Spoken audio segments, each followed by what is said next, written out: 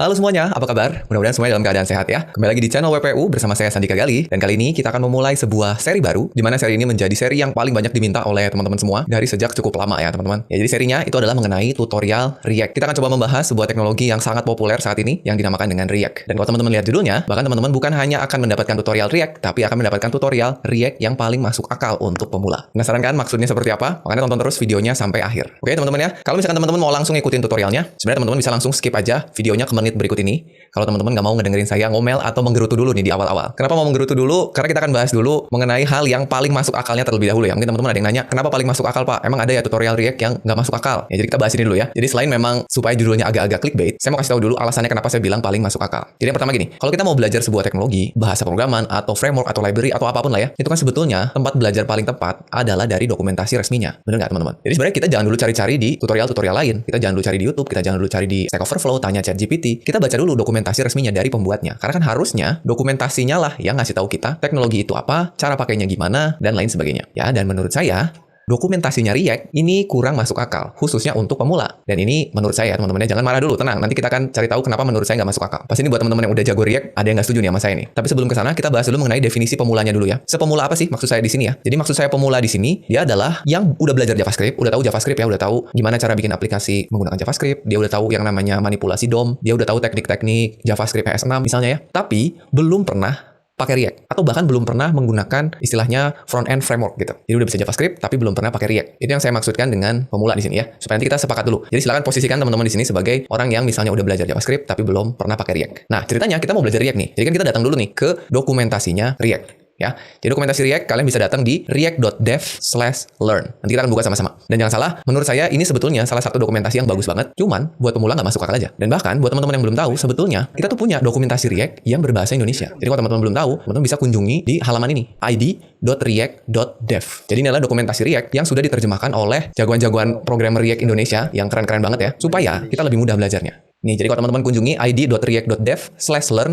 nah ini teman-teman lihat tutorial React dalam bahasa Indonesia. Nanti silakan teman-teman baca ya, nanti kita buka sama-sama. Nah, ini dibuat oleh developer-developer keren Indonesia yang ini nih. Ini maintainernya. Jadi kita harusnya berterima kasih sekali buat teman-teman developer ini yang udah bantuin kita untuk bisa baca dokumentasi React berbahasa Indonesia. Dan dari sini hampir semuanya saya kenal. Saya bahkan berkesempatan untuk ketemu langsung. Ya, mereka orang-orangnya keren-keren semua. Selain developer-developer yang jagoan, kontribusi mereka terhadap dunia open source juga luar biasa. Jadi saran saya teman-teman kunjungi link ini, lalu klik nama-nama developer ini, langsung follow aja GitHub-nya atau sosial medianya. Ya, jadi respect banget buat developer-developer Indonesia ini. Nah, sekarang kita ke dokumentasi React dulu ya. Kita akan lihat kenapa menurut saya ini nggak masuk akal ya. Ini pada saat kita datang ke sebuah dokumentasi, yang pertama kali ingin saya tahu, setidaknya untuk saya nih ya, adalah mengenai apa itu teknologinya. Dan kebetulan di sini kita nggak ketemu langsung setidaknya penjelasan mengenai apa itu React. Jadi kalau teman-teman lihat di sini, kalimat pertamanya di sini adalah ini kan ada jargonnya atau tagline-nya, dia adalah library untuk web dan native user interface. Oke ya. Sekarang kalau scroll ke bawah, kita langsung dikasih tahu membuat user interface dari komponen. Nah, di sini dikasih tahu React membuat kita dapat membangun user interface gitu. Jadi bukan apa itu React, tapi apa yang bisa dilakukan oleh React gitu. Padahal kalau saya pengen tahu dulu React itu apa. Yang pertama kita nggak bisa lihat ya. Kalau scroll ke bawah, itu cara pakainya. Nah, dan cara pakainya itu kita tiba-tiba dikasih sebuah function. Kita nggak dikasih tahu ini function kita taruh di mana. Jadi seolah-olah React ini dibikin untuk orang yang udah tahu cara pakainya. Cara pakai front-end framework atau front-end library gitu. Kalau teman-teman udah tahu, maka baca ini akan lebih mudah. Tapi buat yang belum tahu dan sama sekali belum pernah pakai, menurut saya agak bingung. Padahal kalau teman-teman lihat dokumentasi React yang versi sebelumnya, ini kebetulan saya juga buka.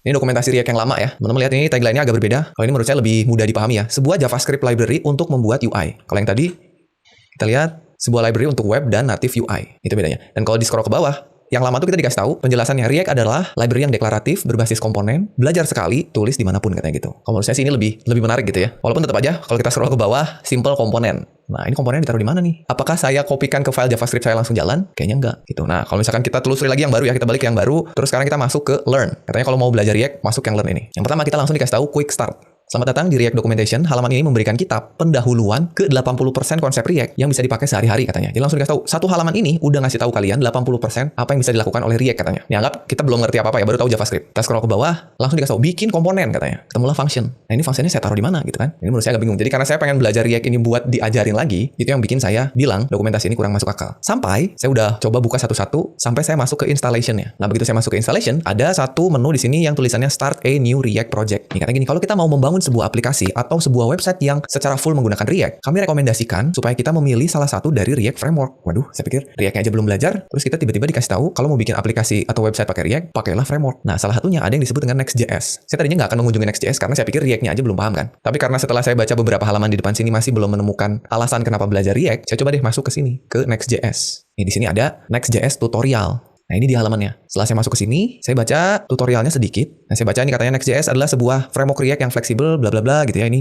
saya masih belum ngerti. Terus ke bawah. Nah, ini ada di sini. Apa itu React? Jadi saya menemukan apa itu React bukan di dokumentasi React-nya. Mulai dari React adalah apa, bahkan dikasih tahu user interface itu apa. Nah, ini menurut saya ini lebih masuk akal.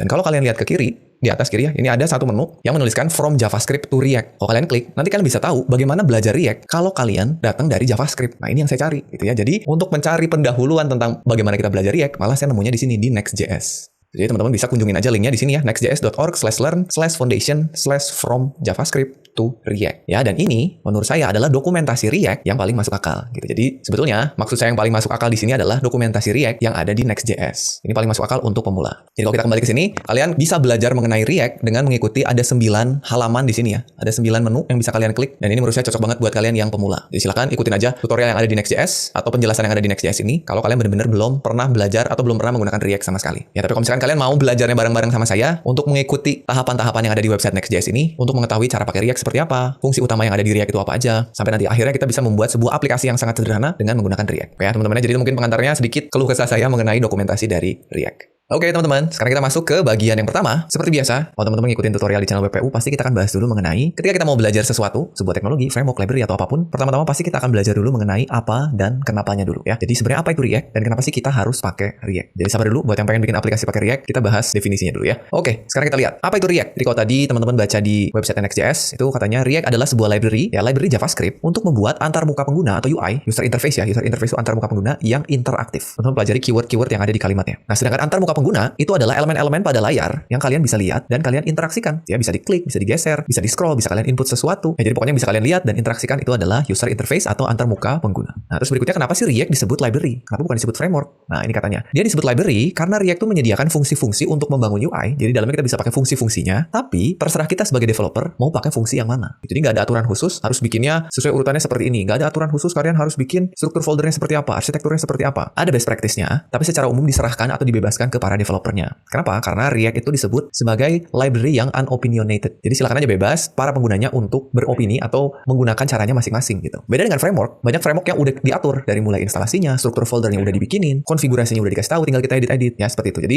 React relatif unopinionated. Terserah kita sebagai developer untuk pakainya mau kayak gimana. Nah, itu menyebabkan si ekosistem dari React ini jadi besar dan berkembang karena banyak cara, banyak ragam, banyak varian, banyak gayanya masing-masing gitu untuk ngoding menggunakan React. Sehingga tools pihak ketiganya itu banyak banget. Ya, ini bisa jadi keuntungan, bisa jadi kerugian ya kalau untuk yang baru mulai belajar atau pemula, biasanya sesuatu yang unopinionated itu malah bikin bingung gitu ya. Buat yang udah expert, buat yang udah tahu bisa bongkar pasang, bisa ubah sana ubah sini, yang unopinionated itu bisa membebaskan dirinya. Jadi buat pemula kadang-kadang justru yang opinionated yang udah dikasih tahu caranya yang lebih mudah. Ya, tapi itu ada dua perbedaan aja ya. Nah, sekarang kita lihat sejarahnya sedikit ya. Jadi React ini dibuat pada tahun 2013 awalnya oleh seorang yang namanya Jordan Walk. Dia adalah seorang engineer di Facebook. Kayaknya sampai saat ini juga masih ya. React saat ini udah ada di versi 18.2.0. Ya, jadi saat video ini dibuat itu 18.2.0. Mungkin aja teman-teman yang nonton nanti di masa yang akan datang ini udah lebih baru. Jadi selalu pastikan sesuaikan. Siapa tahu nanti versinya berbeda, dokumentasinya beda, cara pakainya juga beda. Nah, pertama kali dibuat itu karena Facebook tuh makin besar ya. Jadi saat itu tuh lagi nge-develop Facebook Ads. Mulai ada fitur chatting yang di bawah kanan tuh ya. Terus karena baru mengakuisisi Instagram, Facebook tuh lagi melakukan integrasi supaya antara Instagram sama Facebook itu bisa informasinya seamless gitu. Melakukan update di Facebook, Instagram ikut berubah, melakukan update di Instagram, yang ada di Facebook juga bisa ikut berubah gitu misalnya ya. Terus juga lagi bikin atau ngembangin mobile app-nya untuk Facebook. Sehingga UI dari masing-masing aplikasi tadi itu kan harus lebih mudah dikelola. Kalau kita misalnya melakukan sesuatu di mobile, ya pasti kan pengennya yang di desktop berubah gitu. Nah, untuk melakukan itu, nah makanya dikembangkanlah si React ini. Walaupun sebelumnya namanya bukan React, dia menggunakan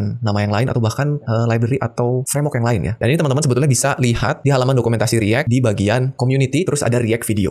Jadi teman-teman masuk ke dokumentasinya React, di atas ada community, nanti masuk di bagian video di sini ya. Ini ada video penjelasan mengenai React dari mulai yang paling baru, ini React Conference, sampai yang paling bawah nih. Yang tadi saya jelaskan itu ada di paling bawah nih, video pertama tentang React. Ini saran saya teman-teman nonton ya, videonya ini keren banget ya. Jadi ini si Jordan Walk-nya ini ada Tom Okino, dia ngejelasin mengenai awal mula kenapa sih ada React gitu ya. Ini sakti banget nih. Oke, berikutnya, kenapa disebut React? Disebut React itu karena pengen itu menjadi sebuah library yang reaktif. reaktif gitu ya. Yang artinya apa? Dia memiliki kemampuan untuk bereaksi atau merespon secara dinamis ketika ada interaksi atau perubahan data. Jadi ketika kita melakukan sesuatu, pengennya aplikasinya itu cepat bereaksi gitu. Kan disebutnya react, gitu, bereaksi. Nah, saat ini tim pembuat React yang bikin React-nya, core timnya itu terdiri dari engineer-engineer yang ada di Meta atau di Facebook ya. Terus engineer-engineer yang ada di Vercel, ya, dan kebetulan tadi Next.js yang teman-teman lihat itu kan yang buat perusahaannya Vercel juga ya. Jadi saya juga yakin kalau dokumentasi React yang dibuat oleh Vercel itu pasti benar gitu, karena engineer-nya React kebanyakan orang Vercel juga gitu ya. Dan selain dari dua perusahaan ini, banyak juga kontributor dari seluruh dunia, baik itu yang ngembangin core React-nya maupun kontributor untuk yang lain itu. Salah satunya tadi dokumentasi ya. Nah, dan sampai saat ini yang mantep nih ya, yang keren, React ini sudah diunduh atau di-download sebanyak 19,3 juta kali kalau kalian lihat statistiknya di NPM. Dan kalau kalian buka repositorinya di GitHub, itu yang ngasih star udah 200.000 lebih gitu star. Jadi sangat populer sekali ya. Itu ya, jadi teman-teman sedikit mengenai React, apa itu React, terus sejarahnya React, terus awal mula React seperti apa. Mudah-mudahan jadi kebayang lah ya. Nah, berikutnya kita masuk ke bagian kedua. Kita akan mencoba untuk transisi dari JavaScript ke React. Kita lihat dulu, kalau misalkan teman-teman udah tahu JavaScript, mau masuk React itu sebenarnya apa sih yang ditawarkan oleh React itu? Ngapain pakai React kalau JavaScript aja bisa melakukan hal yang bisa dilakukan oleh React? Kita lihat ya. Jadi supaya nanti ke depannya kita bisa paham React-nya kalau kita udah paham JavaScript. Oke, kita lihat. Kita mulai dengan mengingat-ingat kembali gimana caranya halaman web kita atau browser kita ngerender UI hasil codingan HTML kita. Atau istilahnya bagaimana browser itu menginterpretasi coding kita untuk menghasilin UI. Nggak usah ngomongin yang interaktif dulu sebetulnya, menghasilkan UI aja dulu ya. Nih, jadi saat kalian ngoding dengan kode yang ada di sebelah kiri, ini contohnya kan kita kalau ngoding web tuh pasti punya struktur seperti ini ya. Ada HTML, ada body, di dalamnya kita bisa bikin ada div-nya. Terus kalau mau bikin judul halaman pakai heading, kalau mau bikin list pakai UL atau OL, dalamnya ada LI. Ya, jadi ini yang kita ketikkan di kode editor kita, ya begitu kita save dan kita buka di browser. Nah, sebetulnya yang terjadi adalah browser akan membuat sesuatu yang disebut dengan DOM. Ya, pasti udah tahu kan? Dokumen Object Model. Jadi dia akan memodelkan struktur coding yang sebelah kiri menjadi ilustrasinya adalah sebuah DOM tree, pohon DOM. Ya, kenapa disebut pohon DOM? Karena ada hierarkinya. Sama seperti hierarki susunan atau silsilah keluarga gitu ya. Ada parent, ada child. Kalau anaknya banyak ada children. Kalau parentnya parent kita sebut grandparent. Kalau sejajar kita sebut dengan siblings atau saudara atau adik kakak lah ya, siblings gitu. Nah, jadi sebetulnya direpresentasikan sama browser sebagai DOM tree seperti ini. Jadi ada coding kalian, ada DOM tree. Nah, terus berikutnya, DOM itu apa? DOM itu adalah representasi objek. Kalau tadi kan visualnya ya, pohonnya itu visual. Sebenarnya di belakang layar bentuknya DOM itu dia adalah objek. Visual kan supaya kita gampang melihat dan mahamin aja ya. Sebenarnya DOM itu dia objek dari HTML, tadinya coding diubah jadi objek. Jadi yang tadinya tree seperti ini bisalah tampil di UI-nya atau di browsernya jadinya seperti ini. Jadi dari source code diterjemahkan dulu jadi DOM, baru tampillah di UI-nya. Itu representasinya ya. Sesimpel apapun kalian nulisin coding HTML-nya. Dan kalau misalkan teman-teman masih bingung mengenai DOM itu apa, terus cara nyeleksi DOM seperti apa, cara ngelusurin DOM seperti apa, sampai manipulasi DOM seperti apa, teman-teman bisa kunjungin aja playlist belajar dokumen object model yang ada di channel WPU ini.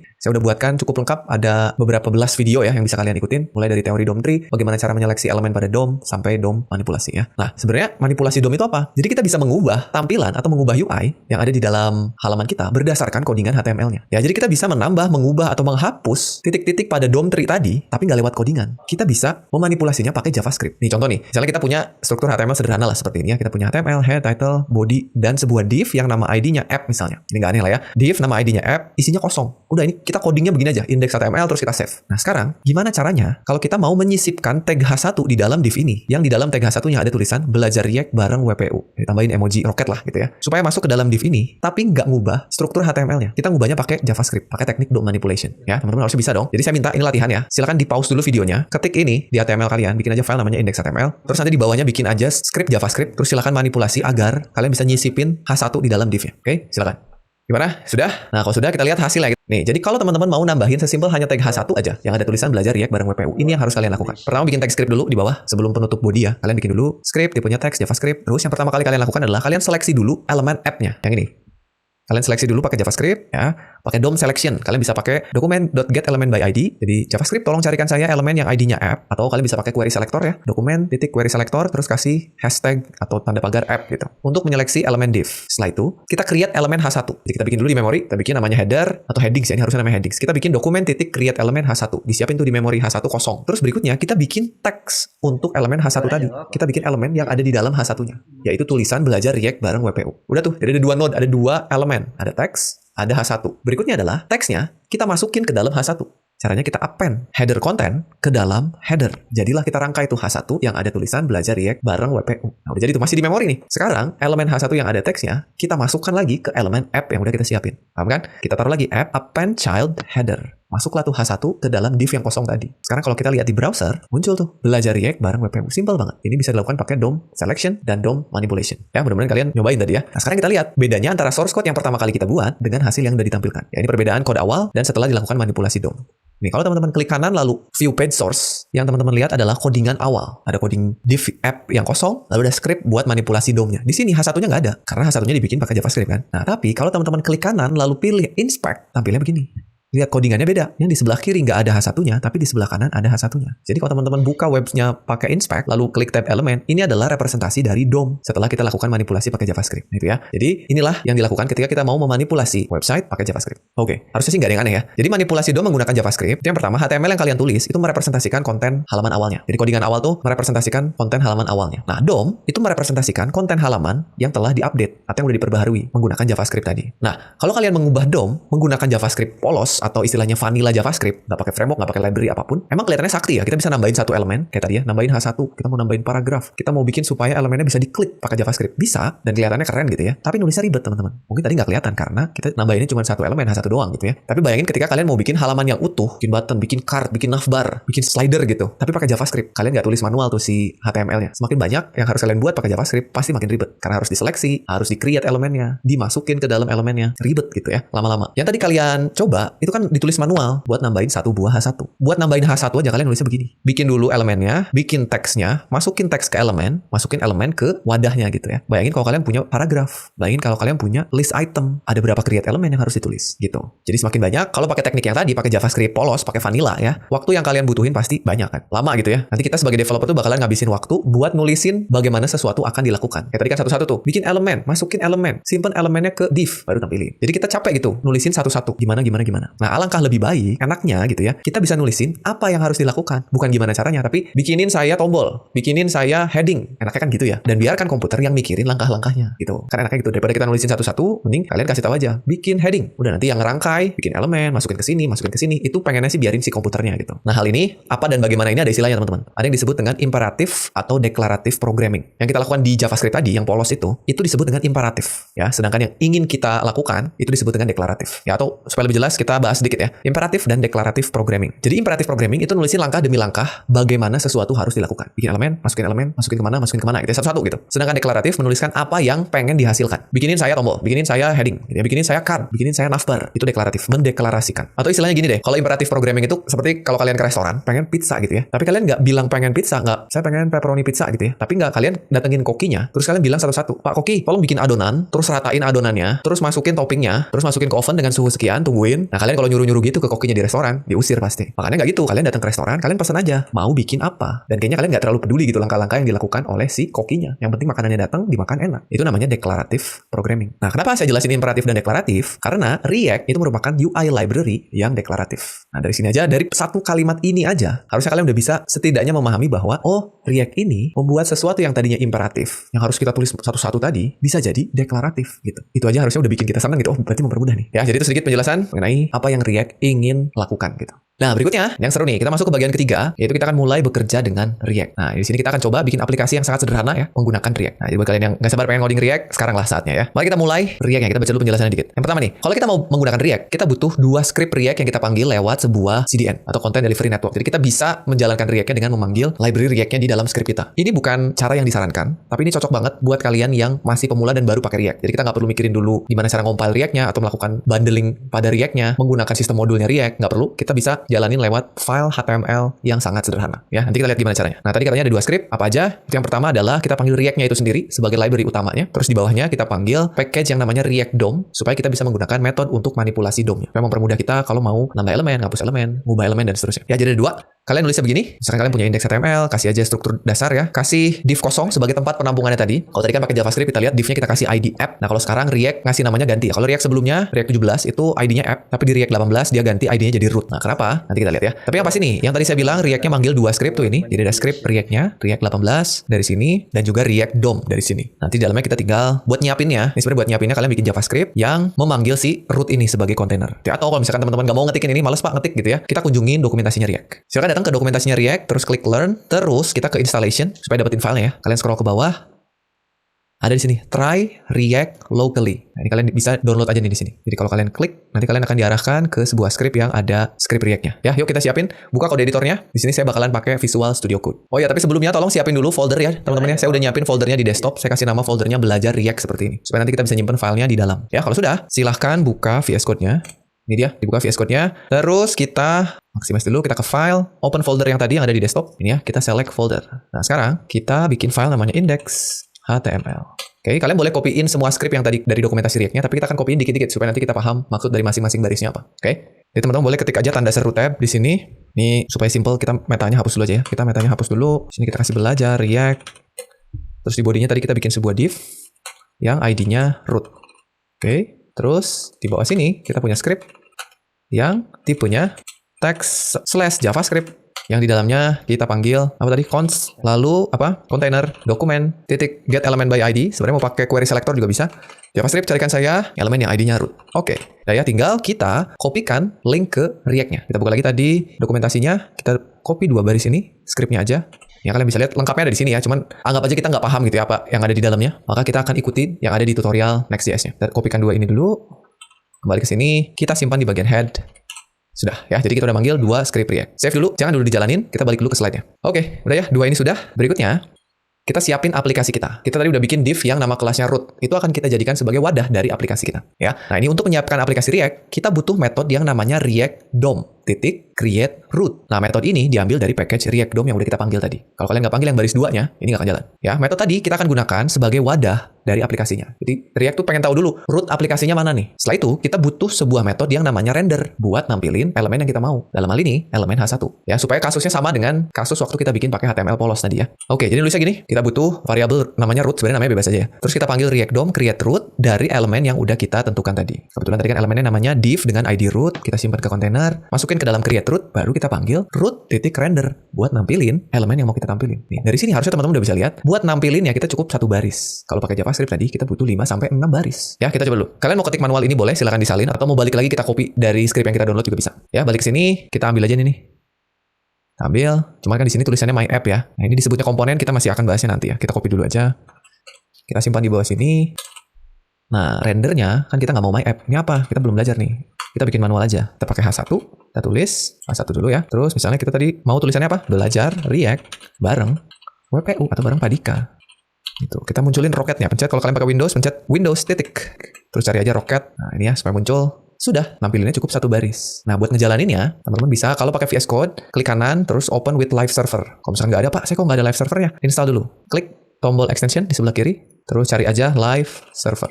Ini sebuah extension buat menampilkan web menggunakan local server ya. Nih, silahkan di-install. Kalau sudah, nanti kalau diminta restart VS Code-nya, restart aja. Tapi kalau nggak, ya nggak usah. Udah, balik lagi, kita tutup sidebar-nya. Klik kanan, open with live server. Nah, tampilnya kosong gini teman-teman. Mana H1-nya? Kalau kosong, tampil atau nggak tampil apa-apa, itu kemungkinan ada error. Nah, mari kita lihat errornya di mana ya. Caranya kalian klik kanan, terus inspect, terus kalian ke console.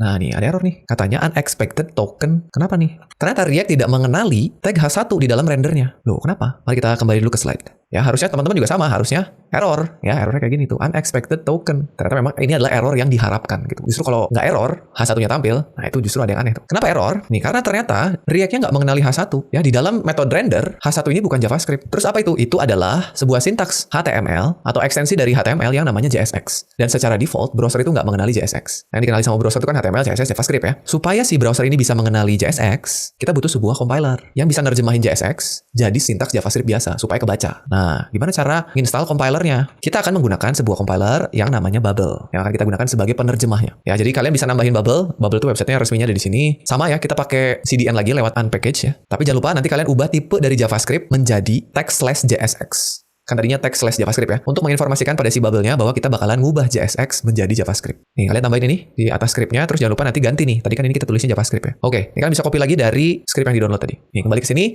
harusnya Babelnya ada di sini ya. Oh, ini disimpannya di head ya. Jadi boleh aja mau disimpan di head boleh. Kita kembali ke codingnya, kita simpan di head di sini.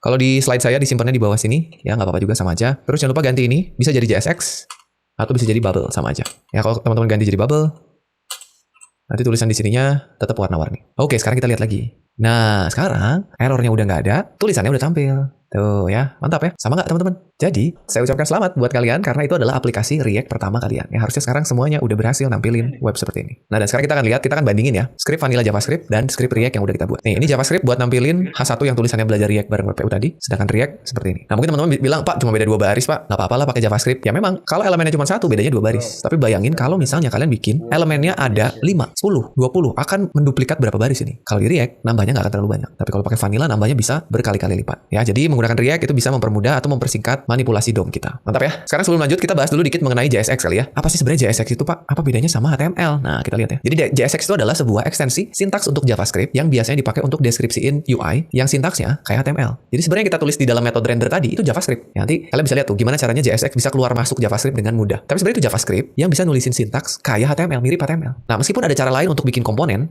tuh ya istilahnya elemen HTML-nya gitu ya. Ada cara lain, tapi kebanyakan developer React itu pakai JSX untuk bikin komponennya. Jadi kita ikutin aja ya, kita pakai JSX saja. Sintaks JSX ini kelihatannya kayak HTML, tapi dia lebih strict. Nah, strictnya gimana kita lihat ya. Dan dia juga bisa nampilin informasi yang dinamis. Beda seperti HTML yang statis. Nah, untuk nulisnya kita harus ingat 3 aturan JSX. Jadi JSX itu punya 3 aturan penting yang harus kita ingat-ingat. Apa aja? Kita bahas satu-satu. Aturannya ada di sini ya, kalau teman-teman mau lihat dengan lebih detail ada di dokumentasi React-nya. Yang pertama, JSX ini pada saat kita render harus selalu mengembalikan satu buah elemen. Gak boleh lebih dari satu. Nah, tapi kan kalau kita bikin komponen elemennya banyak, Pak. Misalnya bikin card, kan dalamnya ada tulisan, ada gambar, ada tombol. Gimana bikinnya? Kita lihat. Yang kita udah coba, itu kan pada saat kita ngerender kita nampilin cuma satu elemen ya. Elemen H1 yang ada tulisannya. Ini nggak masalah, karena cuma satu elemen. Jadi aman. Tadi tampil dengan normal. Udah tampil. Sekarang gimana kalau gini? Pada saat kita ngerender, di dalamnya ada 3 elemen. Nah, kalau kalian tulis begini, error pasti. Karena metode rendernya tidak mengembalikan satu elemen, malah 3 elemen. Kalau kalian pengen bikin ini menjadi satu komponen, yang harus kalian lakukan adalah membungkus 3 elemen ini ke dalam satu elemen lagi. Karena kalau ini dijalanin, ini pasti error. Tuh ya. Jadi kalau misalkan ada elemen JSX yang sejajar gitu, yang bersebelahan, maka dia harus dibungkus dengan tag pembungkusnya. Nah, apakah yang Anda maksud adalah JSX fragment? Jadi JSX fragment itu adalah banyak elemen yang mau kita jadikan satu, tapi tanpa bikin elemen baru. Sebenarnya kalian bisa bungkus ini pakai div, tapi nanti divnya jadi elemen sendiri. Kalau kalian nggak mau, kalian bisa bungkus pakai tag kosong kayak gini. Pokoknya, metode rendernya harus ngembaliin satu elemen. Ya, maka ini akan normal. Dengan asumsi kalian udah punya gambarnya. Ya, itu yang pertama. Jadi harus ngembaliin satu elemen. Ingat-ingat. Yang kedua, kalian harus selalu tutup semua tagnya. Nah, ini yang saya bilang tadi salah satu karakteristik JSX yang strict. Kalau HTML itu nggak semua elemennya kita butuh tutup tagnya, teman-teman. Kayak misalkan kalian bikin tag UL terus di dalamnya ada LI-nya. Kan LI itu punya buka LI sama tutup LI ya. Kalau kalian hilangin tutupnya, jadi LI buka tulisan nggak ada tutupnya itu boleh. Sama HTML-nya boleh aja. Tapi kalau JSX wajib ditutup. Gitu. Contohnya kayak gini. Ya tadi semua udah benar, H1-nya ada tutupnya. Bahkan kalau ada tag yang nggak punya pasangan, yang nggak punya penutup, tag tersebut harus self-closing. Jadi ini harus ditutup nih. Padahal kalau HTML nggak ada tutupnya begini, nggak masalah. Kan kalau tag pembuka, tag penutup tuh oke lah ya. Biasanya juga kalian lakukan. Bahkan kalau di VS Code udah ditutupin manual. Tapi kalau kalian lupa, misalnya nggak pakai tutup, kayak gini, error dia. Unterminated JSX content. Jadi dia anggapnya si JSX-nya nggak selesai. Itu yang kedua, selalu tutup semua tagnya. Ingat-ingat. Yang ketiga,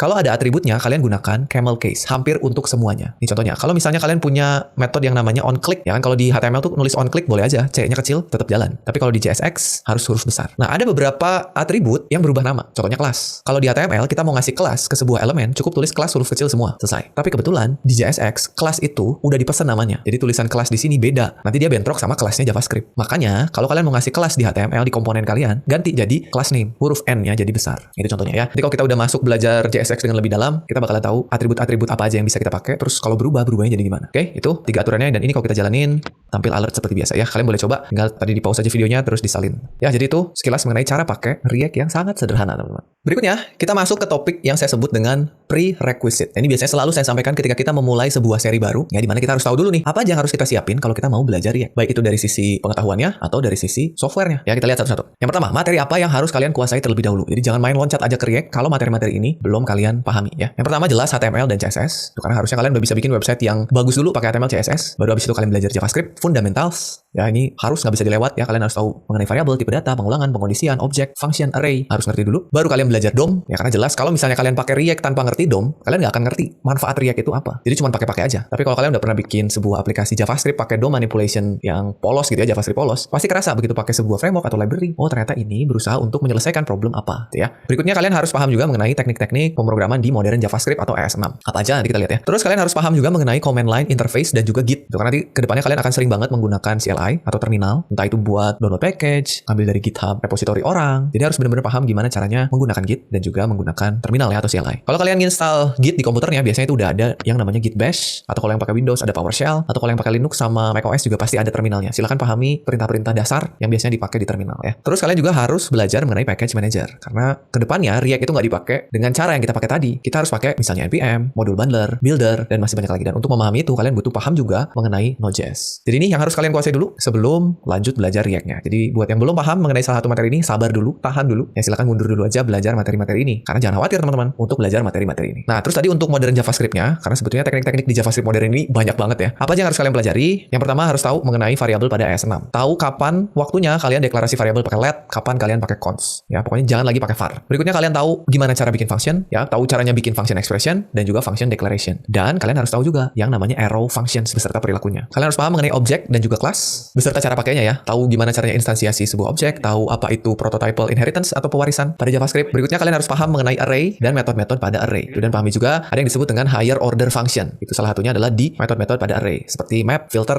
reduce. Kita harus benar-benar paham ya. Tahu caranya di structuring, gimana caranya memecah objek menjadi variabel. Terus tahu bagaimana cara pakai template literals sehingga kalian dapat dengan mudah merangkai string yang ada variabel di dalamnya. Nggak perlu keluar masuk, nggak perlu konkatenasi. Pahami template literals. Dan juga pahami ternary operators. Karena di React ini sering banget dipakai. Ya, ternary operators yang tanda tanya dan titik 2 untuk mengganti if else menjadi one liner atau satu baris. Dan terakhir kalian harus paham mengenai modul sistem pada JavaScript. Gimana caranya import, export file kita atau metode kita menjadi sebuah modul. Ini yang harus kalian pelajari. Kalau misalkan ada yang masih belum paham, nggak usah khawatir karena di channel ini saya sudah sediakan jalur belajar ya. Teman-teman bisa ikutin semua materi yang dibutuhin untuk belajar React. Ada semua, mulai dari HTML, CSS, JavaScript. JavaScript bahkan ada 3 playlist ya. Ini kalau di total bisa sampai 70 video kali ya. Silakan untuk yang JavaScript. Terus ada juga Git dan GitHub beserta belajar CLI ada di dalamnya dan belajar Node.js dan NPM ada juga di situ. Ya, jadi silakan itu dipelajari dulu ya. Jangan buru-buru pengen belajar React tapi fundamentalnya belum paham. Nah, berikutnya setup editornya. Untuk menggunakan atau membuat aplikasi pakai React tentu saja kita butuh editor ya atau kode editor. Kalian bisa pakai macam-macam, cuman yang akan kita gunakan di seri ini adalah VS Code yang harus kalian install linternya yaitu ESLint. Gitu. Coba cek extensionnya udah diinstal apa belum. Terus konfigurasinya udah dilakukan apa belum. Nanti kalau misalkan belum, teman-teman bisa cek di dokumentasi React-nya ada gimana cara konfigurasi linternya. Jangan lupa juga install extension untuk format kode kalian supaya gampang diaturnya, nggak perlu ngerapihin manual yang namanya Prettier. Dan kalian bisa install browser extension yang namanya React Developer Tools. Ini kayaknya ada untuk semua browser-browser populer. Ya, setidaknya untuk browser yang saya pakai yaitu Google Chrome ini ada. Oke, itu jadi prerequisite untuk belajar React di seri kita kali ini. Oke, dan kalau teman-teman sekarang udah siap untuk belajar lebih jauh mengenai React ini, di bagian kelima kali ini kita akan masuk ke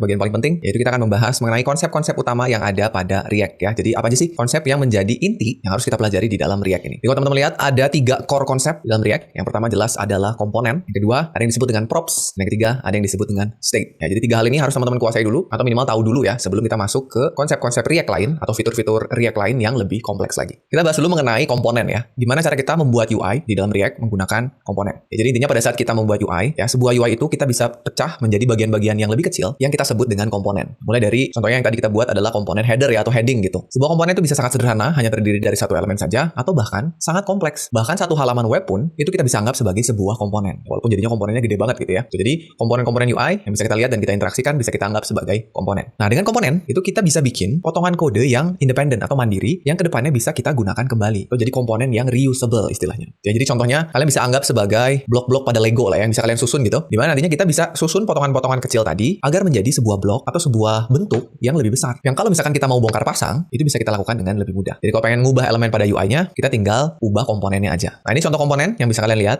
Misalnya kita mau bikin sebuah media komponen. Nah, itu di dalamnya juga bisa terdiri dari beberapa komponen lagi. Ada komponen image, ada komponen deskripsi, ada komponen button. Jadi yang kecil-kecil ini juga komponen. Ketika kita rangkai menjadi sesuatu yang lebih besar, contohnya media ini atau card lah ya, itu juga bisa kita jadikan sebagai komponen. Nah, nanti card ini kita simpan ke dalam sebuah section tertentu di dalam website kita. Section itu bisa kita anggap juga jadi sebuah komponen. Nah, untuk bikin komponen di React itu gimana caranya? Pertama, teman-teman harus pahami dulu bahwa komponen pada React itu pada dasarnya adalah sebuah function yang kita bikin pakai JavaScript. Jadi nanti setiap teman-teman mau bikin komponen harus bikin function dulu. Nah, terus nama functionnya itu kalian harus tulis diawali dengan huruf besar. Ya kan, kalau function itu biasanya huruf kecil ya, huruf kecil terus camel case, tapi kalau khusus untuk komponen, teman-teman bikinnya pakai huruf besar. Nah, nanti functionnya mengembalikan nilai elemen UI-nya. Dan elemen UI itu teman-teman tulis pakai JSX. Ya, jadi strukturnya HTML tapi di dalamnya bisa pakai JavaScript. Nah, nanti pada saat mau ngerendernya, teman-teman panggil seolah-olah dia adalah tag HTML. Itu sama kayak tadi kita manggil H1 gitu. Tapi sekarang kita manggil komponennya dengan ada tag pembuka dan tag penutupnya. Ya, contohnya kayak gini. Jadi kalau tadi tulisannya kita langsung tulis di metode render, sekarang kita tarik untuk jadi sebuah komponen terpisah. Caranya teman-teman bikin sebuah function, misalnya kita kasih nama header, depannya huruf besar, terus dalamnya kalian nge-return JSX-nya. Jadi yang tadinya ada di render pindah ke function header. Terus pada saat di render, kita tinggal panggil komponennya, tapi pakai lebih kecil dari dan self-closing tag-nya. Gini, ya, mari kita coba ya. Kita balik ke codingnya lagi. Sekarang kita akan ubah agar komponen kita yang tadinya langsung ditulis di render jadi sebuah komponen terpisah. Ya, kita bikin functionnya di sini. Function huruf besar header misalnya,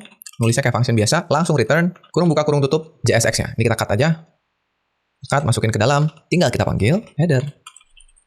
Jangan lupa ditutup tagnya ya. Jadi ini caranya kalau mau pakai gaya komponen ya. Kita save dulu, kita lihat hasilnya. Tuh ya sama aja. Sekarang kalau kita lihat, kita inspect elemennya ada di sini ya. Di belajar React bareng Pak Dika dalam bentuk H1.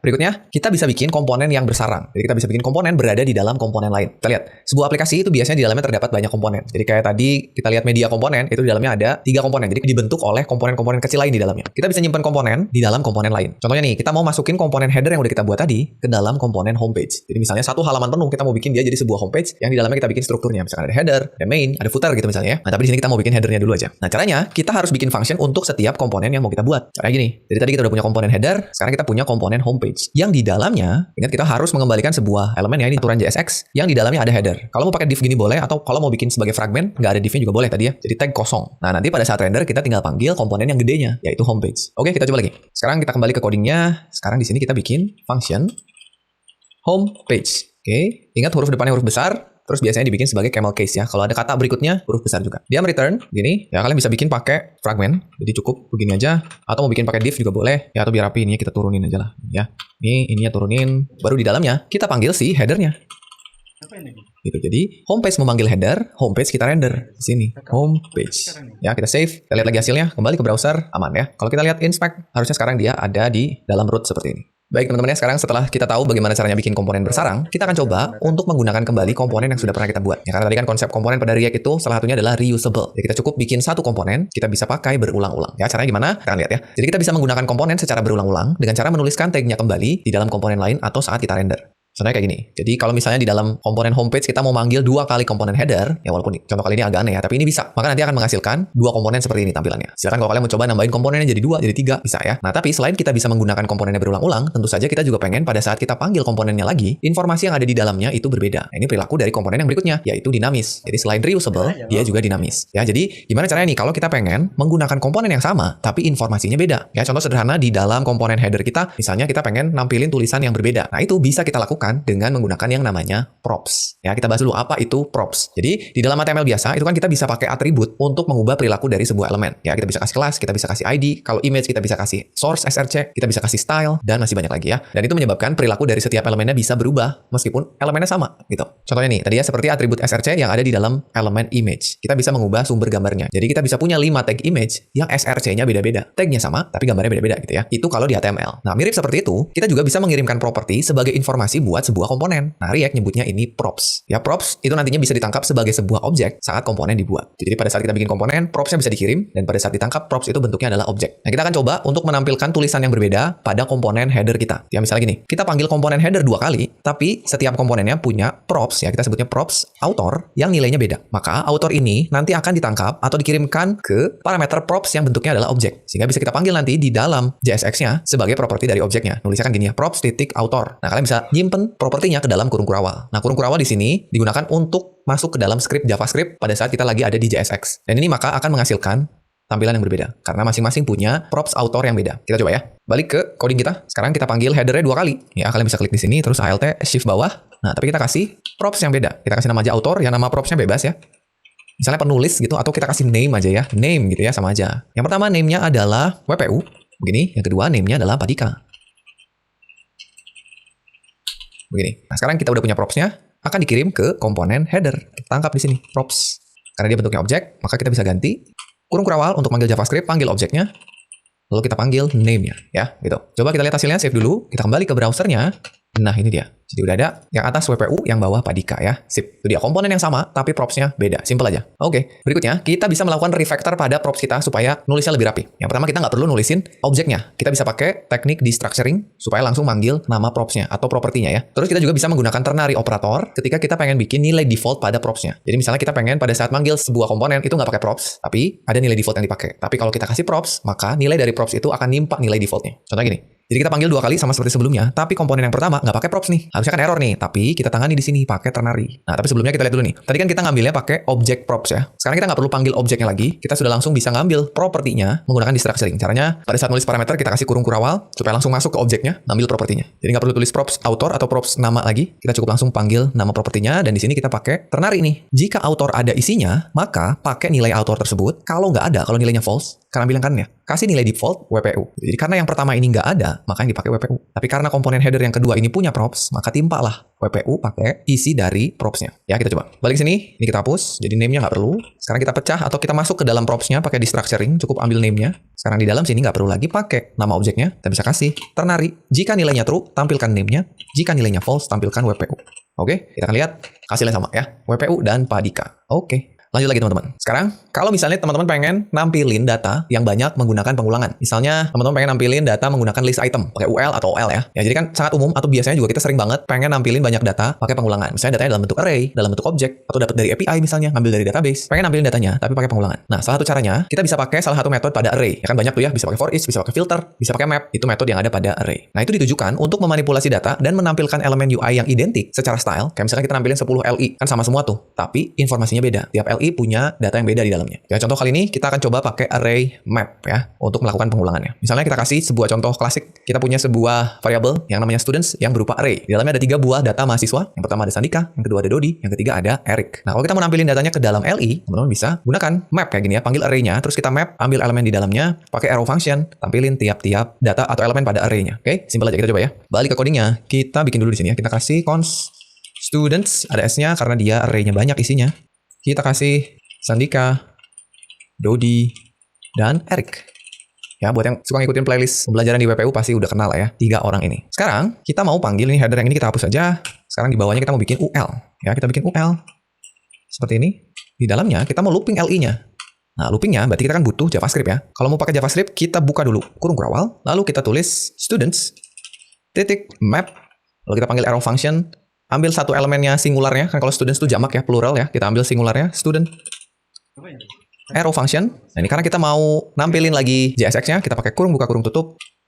Ini buat ganti-ganti mode dari JSX ke JavaScript. Kita buka LI, kita buka kurung kurawal karena kita mau tampilin studentnya. Kita tutup lagi, lalu sudah ya. Ini kita save. Sekarang kita lihat hasilnya. Nah, itu dia, tampil ya. Sandika, Dodi, Eric. Kelihatannya udah oke, tapi kalau misalkan teman-teman lihat di inspect, ini harusnya ada error nih. Kita lihat di bagian console. Nah, ternyata ada error nih. Katanya, each child in a list should have a unique key prop. Nah, jadi katanya kalau teman-teman bikin list atau melakukan looping pada elemen yang sama, tiap-tiap elemen tadi harus punya property key yang memiliki nilai yang unik. Nah, kita tadi nggak ngasih properti apa-apa. Ya, ini kalau kita jalanin, aman, tapi ada error tuh ya. Nah, ini kenapa error? Karena dia butuh unique key. Apa itu unique key? Nih, tadi warningnya menjelaskan bahwa ada prop key yang hilang. Katanya kita butuh properti yang namanya key. Kenapa ada warning? Karena React tuh butuh sesuatu untuk menandai elemen dengan nilai yang unik. Ketika elemen tersebut kita generate menggunakan looping. React nganggapnya semua elemennya sama. Harusnya tiap elemen tadi, meskipun LI-nya sama, harus punya penanda. Supaya nanti ketika ke depannya ada perubahan, React tahu yang mana yang berubah. Karena yang React lihat elemennya, bukan isinya. Nah, di kasus kita bisa menggunakan nama student sebagai nilai dari property key-nya. Kenapa? Karena kebetulan nama studentnya nggak ada yang sama. Sandika, Dodi, Eric, beda-beda semua. Tapi kan, kalau kita pakai nama student, ada kemungkinan ketemu 2 mahasiswa yang namanya sama. Berarti nggak bisa kita pakai harusnya ya. Nah, ke depannya, sebaiknya kalian gunakan nilai yang bisa dipastikan unik. Misalnya menggunakan unique ID. Tuh, jadi kalian bisa kasih gini, kasih property key yang nilainya sama dengan nilai student. Supaya problem tadi hilang ya. Kita coba. Balik lagi ke coding kita kasih property key yang nilainya student.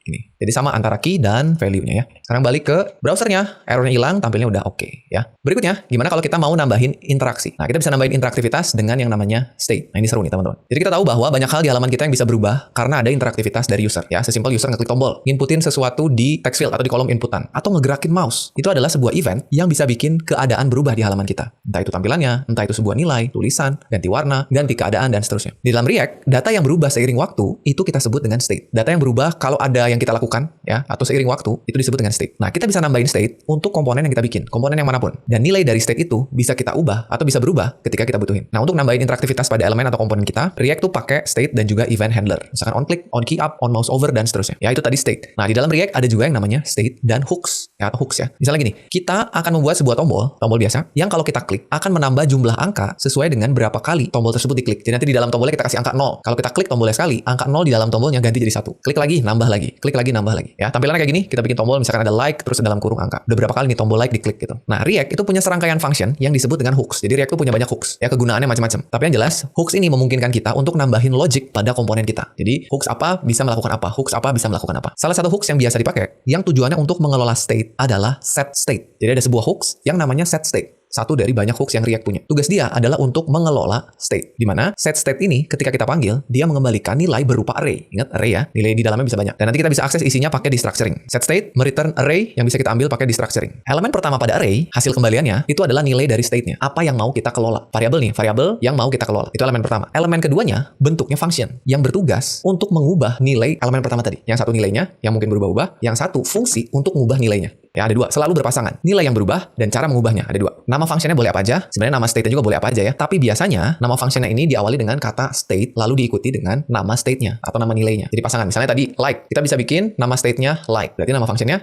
set like. Atau kalau misalnya state-nya score. Berarti nama function buat mengubahnya set score. Ya, selalu berpasangan. Ini contohnya, kita bisa punya variabel likes dan fungsi set likes. Kita tulis pakai destructuring. Jadi kita panggil hooks-nya React use state. Ini mengembalikan array. Langsung kita tangkap pakai destructuring. Kurung siku. Ambil variabelnya, ambil functionnya. Yang pertama, nanti kita bikin dulu itu. Terus, kita juga bisa ngasih nilai awal pada variabelnya. Misalnya kita pengen nilai awal dari variabel like ini 0.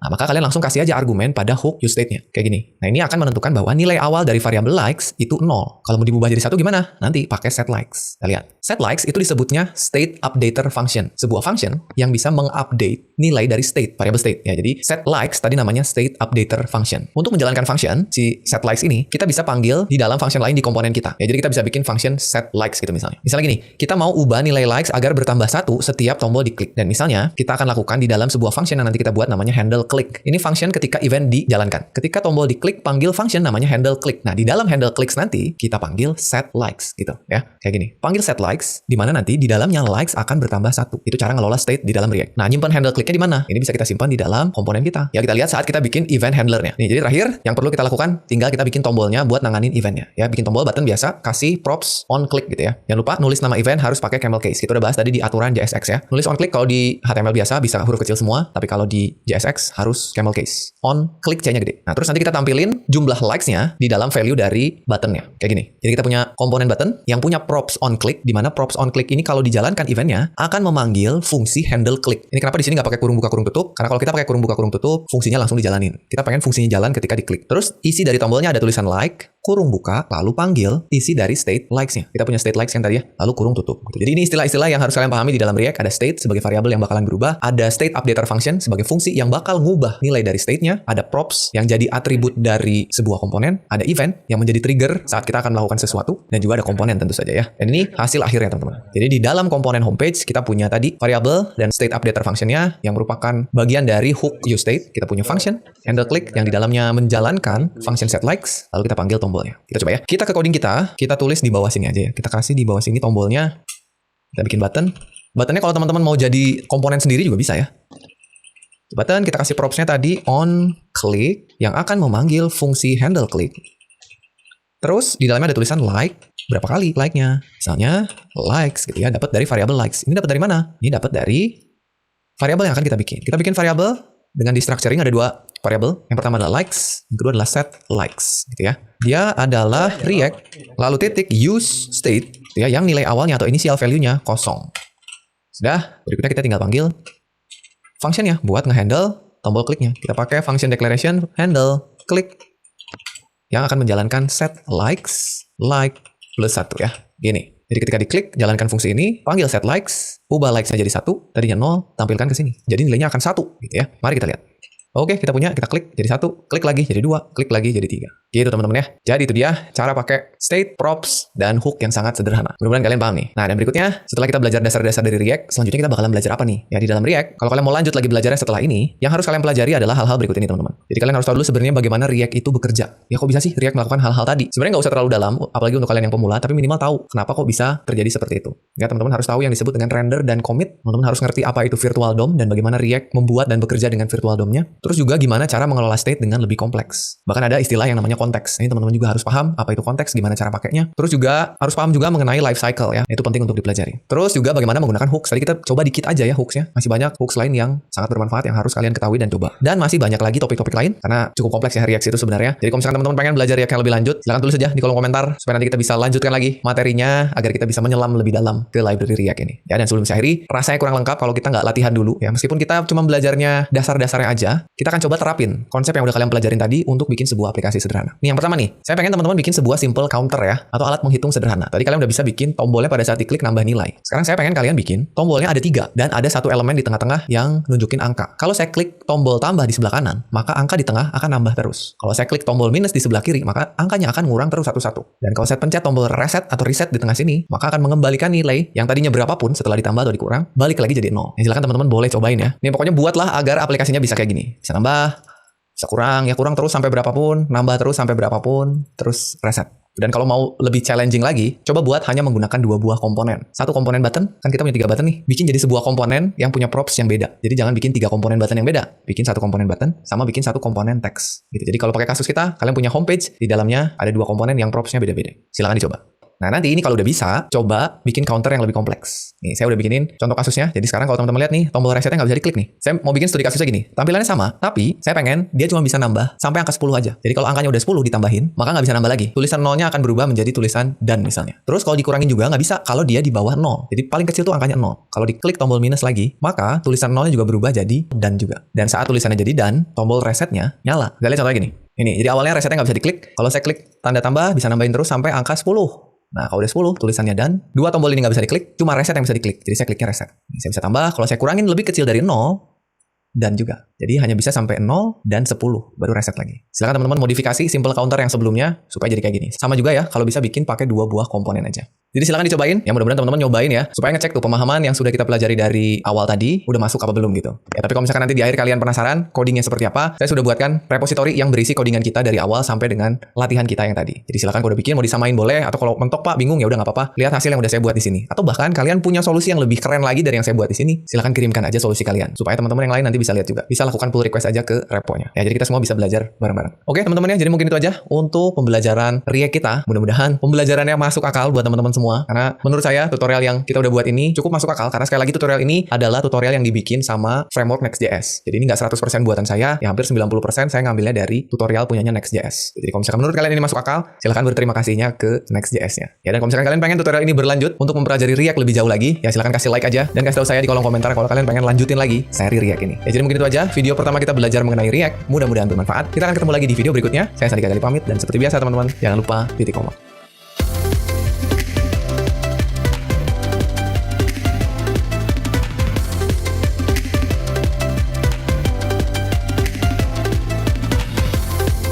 Halo teman-teman semua, selamat datang kembali di channel WPU bersama saya Sandika Gali. Dan kali ini kita kembali akan melanjutkan playlist tutorial React untuk pemula. Kali ini kita masuk ke episode kelima teman-teman ya. Kita akan membahas semua tentang komponen. Ya sebetulnya nggak semua banget ya, setidaknya kita akan belajar lebih dalam lagi mengenai komponen. Karena kan harusnya teman-teman sampai saat ini tuh udah paham apa itu komponen, cara bikinnya gimana, terus juga beberapa karakteristik di dalamnya. Nah tapi sekarang kita akan coba bahas lebih detail lagi teman-teman ya, supaya kita semakin paham gimana caranya bikin komponen yang baik dan benar. Ya kita mulai langsung dengan membahas lagi atau mengingat-ingat kembali apa itu komponen ya, berdasarkan materi yang kita pelajari di dokumentasinya React ya. Jadi apa itu komponen? Kita baca lagi teman-teman. Jadi kita tahu bahwa aplikasi React itu terbuat dari komponen-komponen ya. Terus juga kan komponen pada React itu pada dasarnya adalah function di dalam JavaScript atau yang kita sebut dengan JSX. Berikutnya komponen merupakan bagian dari UI yang punya logika dan tampilannya sendiri. Jadi ada logic dan juga presentation. Ya, dan untuk membuat komponen itu bisa sekecil mungkin sampai satu buah elemen HTML kita anggap sebagai komponen itu bisa ya. Misalkan komponen tombol, komponen gambar, komponen paragraf bahkan bisa ya. Atau mau sebesar satu halaman pun bisa kita anggap sebagai komponen. Itu nah, jadi nanti terserah kita gimana cara merancang sebuah komponen. Makanya di video kali ini kita akan bahas tuh gimana caranya bikin komponen atau melakukan komposisi ya. React nyebutnya nge-compose sebuah komponen yang baik dan benar. Ya, jadi ini kita ingat lagi materi mengenai komponen. Berikutnya juga contoh dari beberapa komponen ya. Misalkan ada komponen media yang di dalamnya bisa kita susun atau kita bentuk dari beberapa komponen. Ya, jadi komponen media itu terdiri dari komponen image, komponen deskripsinya, dan komponen tombol. Atau kalau teman-teman lihat sebuah website, ini contohnya salah satu toko online, kita lihat ada UI seperti ini pasti di dalamnya terdiri dari banyak sekali komponen. Nanti tergantung dari developernya mau nge-compose atau nyusun komponennya seperti apa. Ya, itu pengantarnya teman-teman. Sekarang kita harus paham dulu mengenai ukuran dari sebuah komponen. Kita tahu komponen itu bisa sangat kecil, bisa sangat besar. Ya, kita ambil contoh lagi dari komponen yang kita lihat di toko online ini. Ya, jadi komponen sekali lagi bisa sangat kecil sampai dengan sangat besar. Ini masing-masing punya kelebihan dan kekurangan serta karakteristiknya sendiri-sendiri ya. Contohnya kalau misalkan kita bikin sebuah komponen yang sangat besar, ya misalkan kita ambil contohnya ini menjadi sebuah komponen, jadi satu komponen. Jadi komponennya gede banget nih.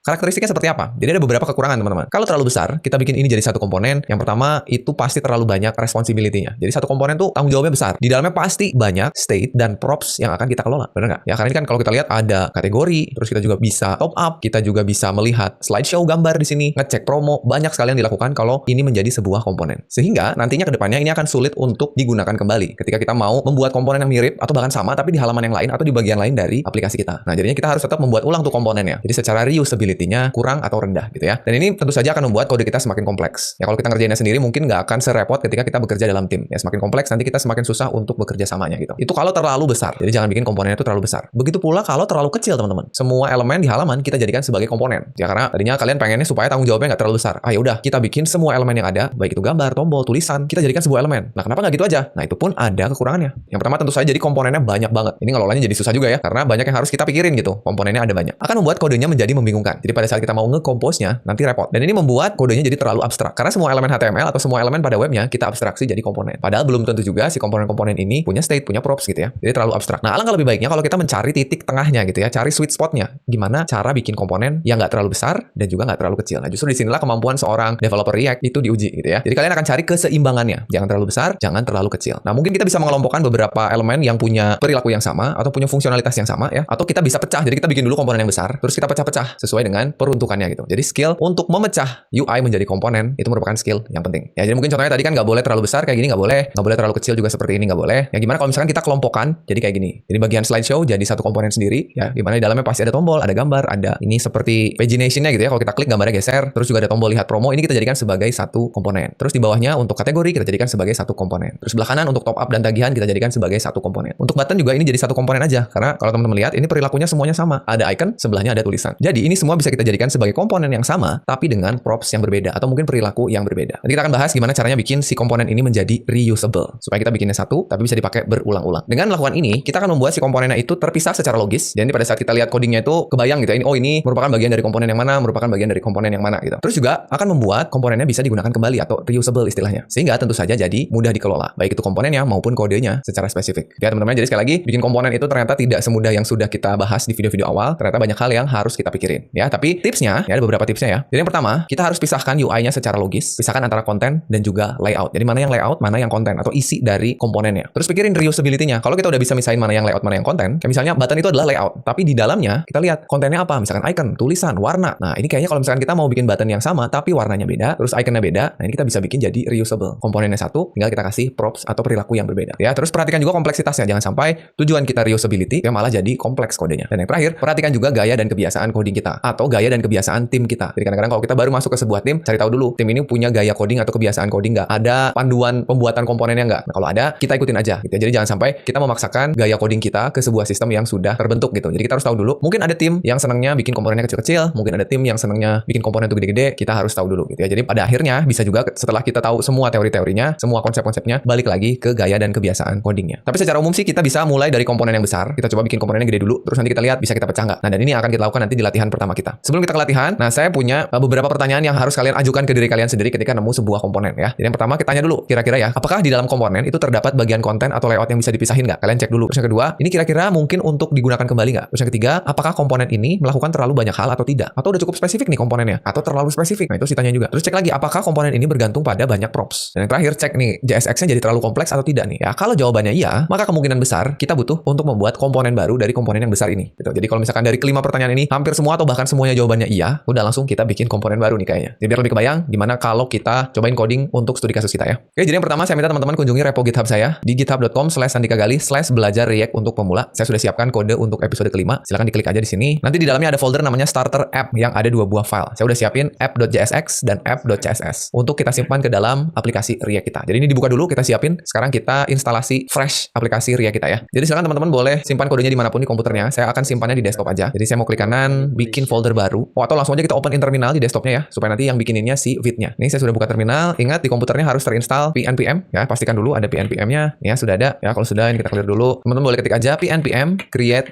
Vite. Ya gini. Enter. Terus nanti tanya project-nya apa. Nah, kita mau bikin project yang akan kita gunakan untuk beberapa episode ke depan. Saya mau bikin project untuk aplikasi anime sederhana ya. Jadi buat para wibu cocok banget nih. Kita bikinnya gini aja, anime app. Jadi kedepannya kita mau connect ke sebuah public API yang berisi daftar anime untuk kita tampilkan di website kita. Ya ini sebenarnya project klasik ya. Silakan ditekan tombol enter aja.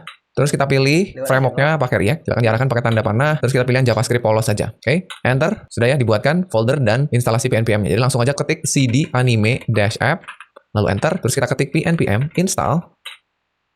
Kita tunggu. Oh, ini ada update ya. Nggak apa, kita skip dulu update-nya. Nah, sudah beres. Tinggal kita buka dulu di kode editor ya, teman-teman. Boleh ketik kode, spasi titik. Ini sudah kebuka. VS Code-nya. Terakhir, tinggal kita jalankan dulu aplikasi kita ya. PNPM run dev ya, sesuai dengan perintah yang ada di sini. Oke, kita pencet enter. Nanti aplikasinya jalan di localhost port 5173 ya, teman-teman. Boleh pencet Ctrl, klik aja supaya kebuka di browser. Seperti ini. Sudah aman. Dan tinggal kita kembali ke kodenya. Ini biarkan saja terminalnya berjalan seperti ini. Kita buka sekarang kodenya ya. Kita akan hapus beberapa kode yang nggak kita butuhin. Karena halaman ini nggak kita butuhin ya. Kita kembali ke kodenya. Teman-teman boleh buka folder src. Nah, kita akan hapus index CSS. Ini nggak kita butuhin, teman-teman boleh delete aja.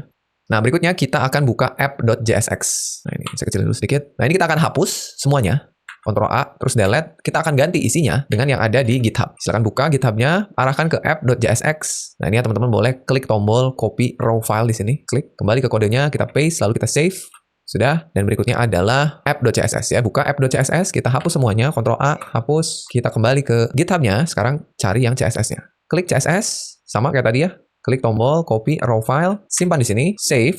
Lalu terakhir kita coba ke main.jsx, kita akan hapus baris yang ini ya. Import indeksnya nggak kita butuhin karena tadi kita udah hapus ya. Teman-teman boleh pencet Ctrl Shift K untuk menghapus barisnya, save, close. Lalu kita lihat di webnya. Nah, ini dia. Jadi sudah ada aplikasi sederhana. Ini kebanyakan masih tampilan aja ya. Jadi masih banyak yang belum berjalan. Misalnya search-nya belum berjalan. Terus nanti ke depannya kita mau bisa nambahin anime sendiri. Terus bisa ubah atau hapus. Dan kita bisa ngasih rating ke depannya. Tapi sekarang yang bisa dilakukan itu hanya menampilkan 4 anime. Ini anime yang termasuk anime favorit saya. 4 ini. Yang datanya diambil dari array of object yang kita buat di app.js. Ini masih saya tulis manual di sini. Ke depannya nanti kita akan connect ke public API. Ya nggak apa-apa. Ini kita ambil dari data array kita dulu. Tapi sekarang kita udah bisa klik masing-masing animenya. Jadi kalau diklik dia akan menampilkan detail dari anime yang berbeda. Ya One Piece, Naruto, Bleach, dan My Hero Academia. Ya silakan kalau kalian mau ganti, boleh aja ya, silakan diganti datanya, asal jangan properti-propertinya. Nilainya boleh ya, ganti judulnya, ganti tahunnya, silakan. Nah, sekarang kita akan pelajari kodenya teman-teman. Silakan dibuka dulu. Ya, ini saya tutup dulu sidebar-nya, Ctrl B. Kita lihat nih yang CSS-nya kita close aja lah ya, karena nggak akan kita oprek-oprek untuk sekarang. Kita akan lihat dari bagian paling atas, ini di atas kita ada import hook-nya, use state, karena kita menggunakan beberapa state di bawah. Terus juga kita import CSS-nya ya, tadi udah. Terus kita punya data yang saya kasih nama animes data, karena animenya banyak, jadi jamak gitu ya. Kita punya 4 data, ada One Piece, Naruto, Bleach, dan My Hero Academia. Nah, terus kita masuk ke komponen utamanya, komponen app. Nah, di sini di komponen kita yang pertama, kalau kalian lihat, ini saya masih punyanya hanya satu komponen yang JSX-nya sangat besar sekali. Tuh, jadi JSX-nya banyak.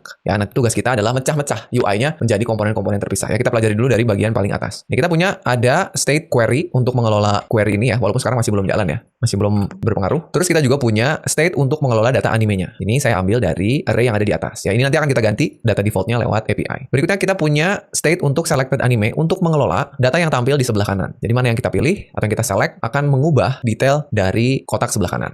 Itu state yang ini. Lalu ada state is open 1 dan is open 2. Ini untuk ngecek apakah kotak ini lagi dibuka apa enggak. Karena di sini saya kasih tombol minimize. Tuh, ya. Jadi ceritanya kita bisa nutup gitu. Oke. Jadi ada 2. Yang sebelah kiri is open 1, yang sebelah kanan is open 2. Berikutnya kita punya sebuah function handle selected anime untuk memilih mana yang akan tampil di sebelah kanan. Ya nanti ini akan kita kirim sebagai props. Nah, yang pentingnya di sini kita punya banyak elemen ya. Jadi yang pertama ada navbar untuk bagian atas. Ini semua ya. Di navbar ada 3, ada logo yang pertama. Oh ya, aplikasi ini namanya Weibo ya. WEEBOO ya. Ada logonya. Terus di bawahnya ada search container. Nah, jadi search container ini menampung 2 hal. Search inputnya dan search resultnya. Jadi secara default yang tampil semua data ceritanya ya, semua data yang ada di sini tampil yang 4. Nah, pengennya nanti kalau kita cari sesuatu gitu ya, munculnya sesuai dengan jumlah hasil pencariannya. Sekarang masih belum berjalan. Bahkan masih kita tulis manual 4 yang nanti kita benerin. Itu di bagian navbar dan kayaknya teman-teman harusnya sekarang udah bisa mencoba-coba untuk berpikir atau nebak-nebak kira-kira ini cocoknya jadi komponen sendiri apa enggak gitu. Berikutnya di bawahnya ada komponen main ya untuk nampung 2 kotak ini. Kotak yang pertama, ini ada elemen yang nama kelasnya box. Itu untuk kotak yang sebelah kiri berisi daftar anime. Ya di mana saya punya tombol itu yang sebelah kanan atas ini ya, ini button. Nah, nanti dan di bawahnya saya punya kondisional. Kalau tombolnya lagi terbuka, is open 1-nya bernilai true,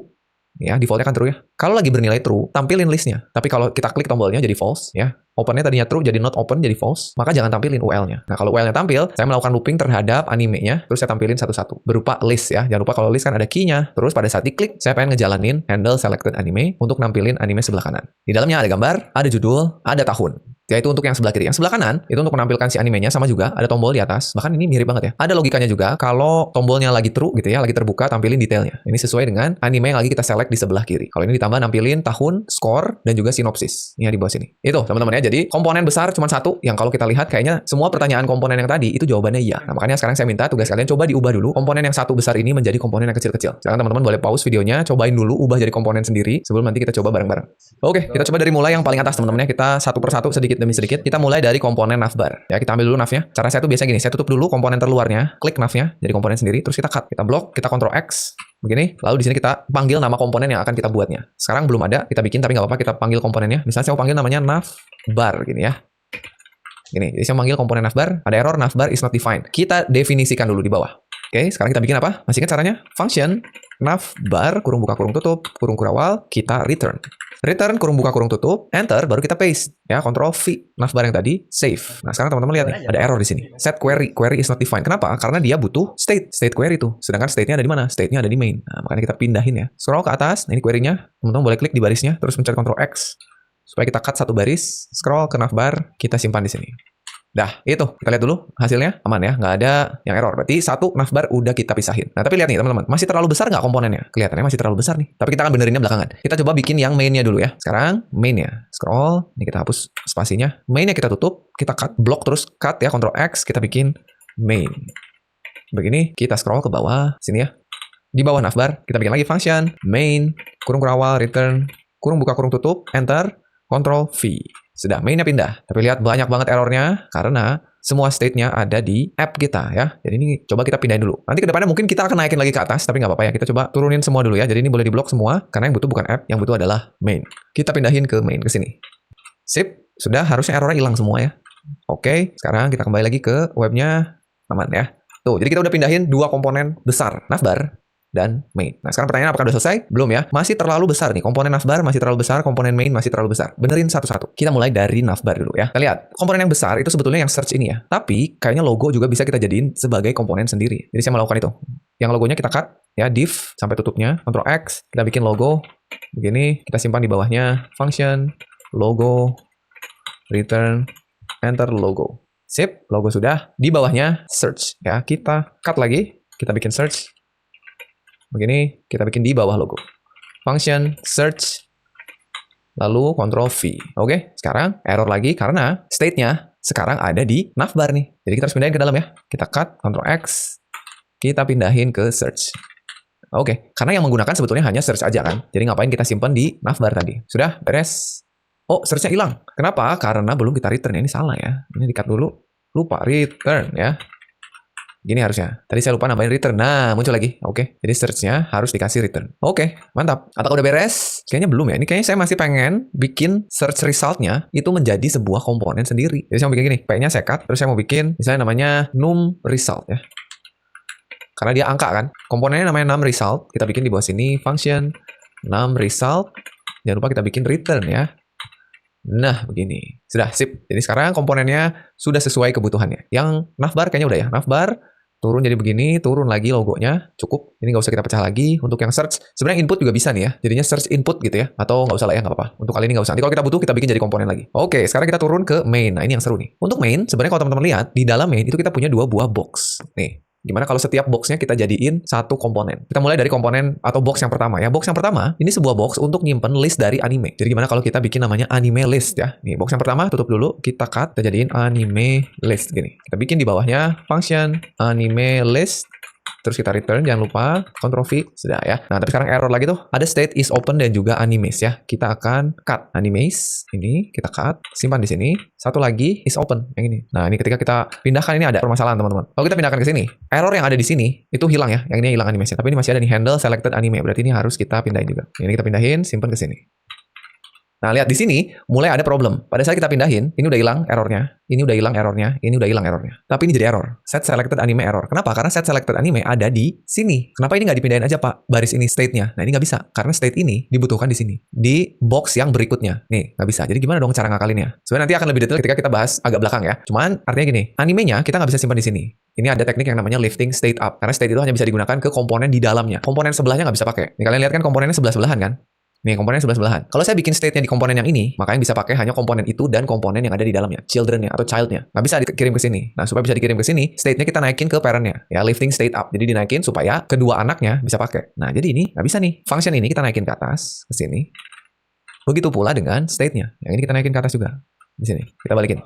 Ini nggak usah khawatir dulu yang ini ya, karena ini artinya set animation belum kita pakai. Karena kan kita belum bisa nambah, ubah dan hapus ya. Ini biarin aja. Oh, ini pindah ke atas ya. Harusnya animation ini paling atas kayak gini. Karena kan kita butuh nih. Nah, sudah, sekarang kita udah simpan ke atas. Sekarang gimana caranya supaya komponen yang ini bisa pakai? Nah, masih ingat teman-teman, kita kirim lewat props ya. Jadi anime kita kirim lewat props, handle selected anime juga kita kirim lewat props. Jadi kalian bisa tulis gini, animes, ngambil dari animes gitu ya. Kita kirim. Sekarang yang ini. Kita kasih eventnya apa? On selected anime. Yang biasa gitu ya, on, lalu dalamnya handle selected anime, gini. Sudah, sekarang kita bisa pakai di komponen anime list. Berarti di sini kita terima dulu propsnya, animes dan on selected anime. Tinggal dipakai. Ini sudah dipakai di sini. Ini harusnya dipakai di sini kan? Nah, kita ganti aja jadi on selected anime. Oke, sekarang kalau kita jalankan harusnya normal lagi ya. Sip, aman. Nah, ini kalau teman-teman lihat ada error di sini. Ini karena butuh prop validation. Ini kita belum bahas ya. Ini kalau teman-teman lihat video sebelumnya, ini bisa kita akalin dulu. Sebelum nanti kita benar-benar melakukan property validation. Ya, sekarang kita akalin dulu untuk mematikan ESLint-nya dulu ya. Jadi sekali lagi, kita bisa akalin lewat konfigurasi ESLint ya. Coba dibuka lagi sidebar-nya. Teman-teman buka ini nih, ESLint rc.cjs. Kita scroll ke paling bawah, ke bagian rules-nya. Kita tambahkan di akhir ya. Di sini nih. Hati-hati jangan salah nyimpennya. Kita tulisnya kutip react/prop types ya, kita isi dengan off ya. Kita save. Coba kita lihat ke sini harusnya udah hilang tuh. Ya, jadi untuk sementara validasi tipe dari propertinya kita matikan dulu ya. Nanti kita akan validasi dengan benar. Oke, kita close, Ctrl B lagi. Udah beres. Itu untuk anime list. Jadi ini udah jadi komponen sendiri. Berikutnya untuk yang sebelah kanan. Sebelah kanan kita kasih nama apa nih? Kita cut. Kita kasih nama dia tuh apa? Selected ya. Selected anime. Oh, atau gini deh, kita bikin komponennya ada box-nya. Kan tadinya dia kelasnya box ya. Nah, nanti kita ganti nih. Kita bikin ini selected, bukan selected anime, tapi selected box. Gini. Nanti atas juga kita ganti jadi list box. Kita atau anime list box. Nggak apa ya, belakangan. Kita bikin di akhir, kita function dulu selected box. Gini. Kita return, kurung, enter, paste. Oke, sip. Berarti tinggal state-nya ya. Kita cut state-nya. Yang pertama is open-nya kita cut. Masukin dulu ke sini. Ini ya, sudah. Nah, berikutnya untuk yang selected anime, ini kita nggak akan mindahin state-nya. State-nya kita biarkan ada di main, tapi kita akan kirimkan lewat prop saja. Kita kirim yang selected anime aja, karena yang dibutuhin cuma itu ya. Jadi kita kasih di sini selected anime, berisi selected anime. Sudah, tinggal kita terima props-nya, selected box, selected anime. Kita lihat dulu hasilnya. Sudah aman ya. Paling tadi kita butuh ganti dulu nama komponennya. Ini selected box, berarti yang atas list box ya. Ini kita ganti jadi list box, gitu. Berarti ini juga ya. Ini jadi list box. Dah, save. Karena nanti saya mau bikin komponen baru di dalamnya nih. Nih, yang UL ini baru namanya anime list ya, sesuai dengan kelasnya nih. Tapi kita lihat dulu deh. Oke, mantap. Sudah aman. Jadi sudah jadi dua komponen ya untuk main. Tinggal kita masuk ke masing-masingnya satu-satu. Kita masuk ke list box dulu. Tadi seperti yang saya bilang, kita mau bikin UL-nya itu berubah jadi komponen anime list. Ya, kita coba tutup dulu UL-nya. Kita cut, block, terus cut. Kita bikin jadi anime list. Gini ya. Berikutnya di bawahnya, kita bikin function anime list. Return, enter, paste. Sudah. Nah, ini kita butuh anime lagi nih. Dan juga on selected anime lagi. Harus kita kirim lagi, teman-teman. Jadi, kita ke sini, kita kirim ya. Tuh, ini jadi nggak dipakai. Harus kita lewatkan ke sini ya. Jadi anime sama dengan animes. Lalu on selected anime berisi on selected anime. Sudah, jadi dari sini dikirim. Nah, ini problem teman-teman ya yang harus kita selesaikan nanti. Masuk, terus terima propsnya di sini. Animes on selected anime. Sudah, masuk ke anime list. Dan terakhir nih, masih saya pengen bikin satu komponen lagi. Terakhir saya mau bikin komponen untuk LI. Karena ini adalah komponen animenya. Satu buah anime nih yang ini nih. Mau saya bikin jadi satu komponen. Anime list itu kan kotaknya ya. Ini anime list, ini animenya nih. Mau saya bikin jadi komponen. Jadi LI-nya. Jadi silakan ditutup, kita cut, kita bikin jadi anime gini. Satu anime. Tinggal kita kasih di sini function anime. Oke. Return. Oke, tinggal masukin lagi propsnya. Kirim lagi. Anime. Satu lagi. On selected anime. Nah, tapi ini ada error nih. Errornya missing key prop. Nah, karena dia berupa list. Dan loopingnya ada di sini mapnya. Kita harus pindahin nih. Key-nya kita pindah. Kita cut. Masukin ke sini. Oke, sudah aman. Tinggal kita terima propsnya. Anime. On selected anime. Mantap. Lihat lagi. Aman. Sudah ya. Tuh, udah sampai terakhir tuh. Jadi anime, jadi komponen, anime list, jadi komponen, list box-nya, jadi komponen, main-nya, jadi komponen. Kesini. Oh, jauh. Ini dia. Itu teman-teman ya. Masih ada nggak? Kayaknya masih ya. Untuk yang selected box nih. Satu lagi nih. Selected box, kita lihat. Nah, ini sama juga. Kita mau bikin komponen untuk ini nih. Ini akan kita anggap sebagai anime detail ya. Ini ada dua komponennya sebenarnya. Ada header sama section. Nggak apa-apa, kita gabung aja ya. Jadi teman-teman boleh ambil komponen div-nya. Ini kita cut. Ini sebetulnya nggak perlu pakai kurung tadi ya. Hapus kurungnya, kita ganti jadi anime detail. Gini, terus kita bikin function anime detail. Ini kita return paste. Nah, yang kurung tuh di sini. Tadi harusnya nggak perlu, nggak apa-apa. Sudah, selected animenya belum dikirim sebagai props. Jadi kita tulis di sini selected anime.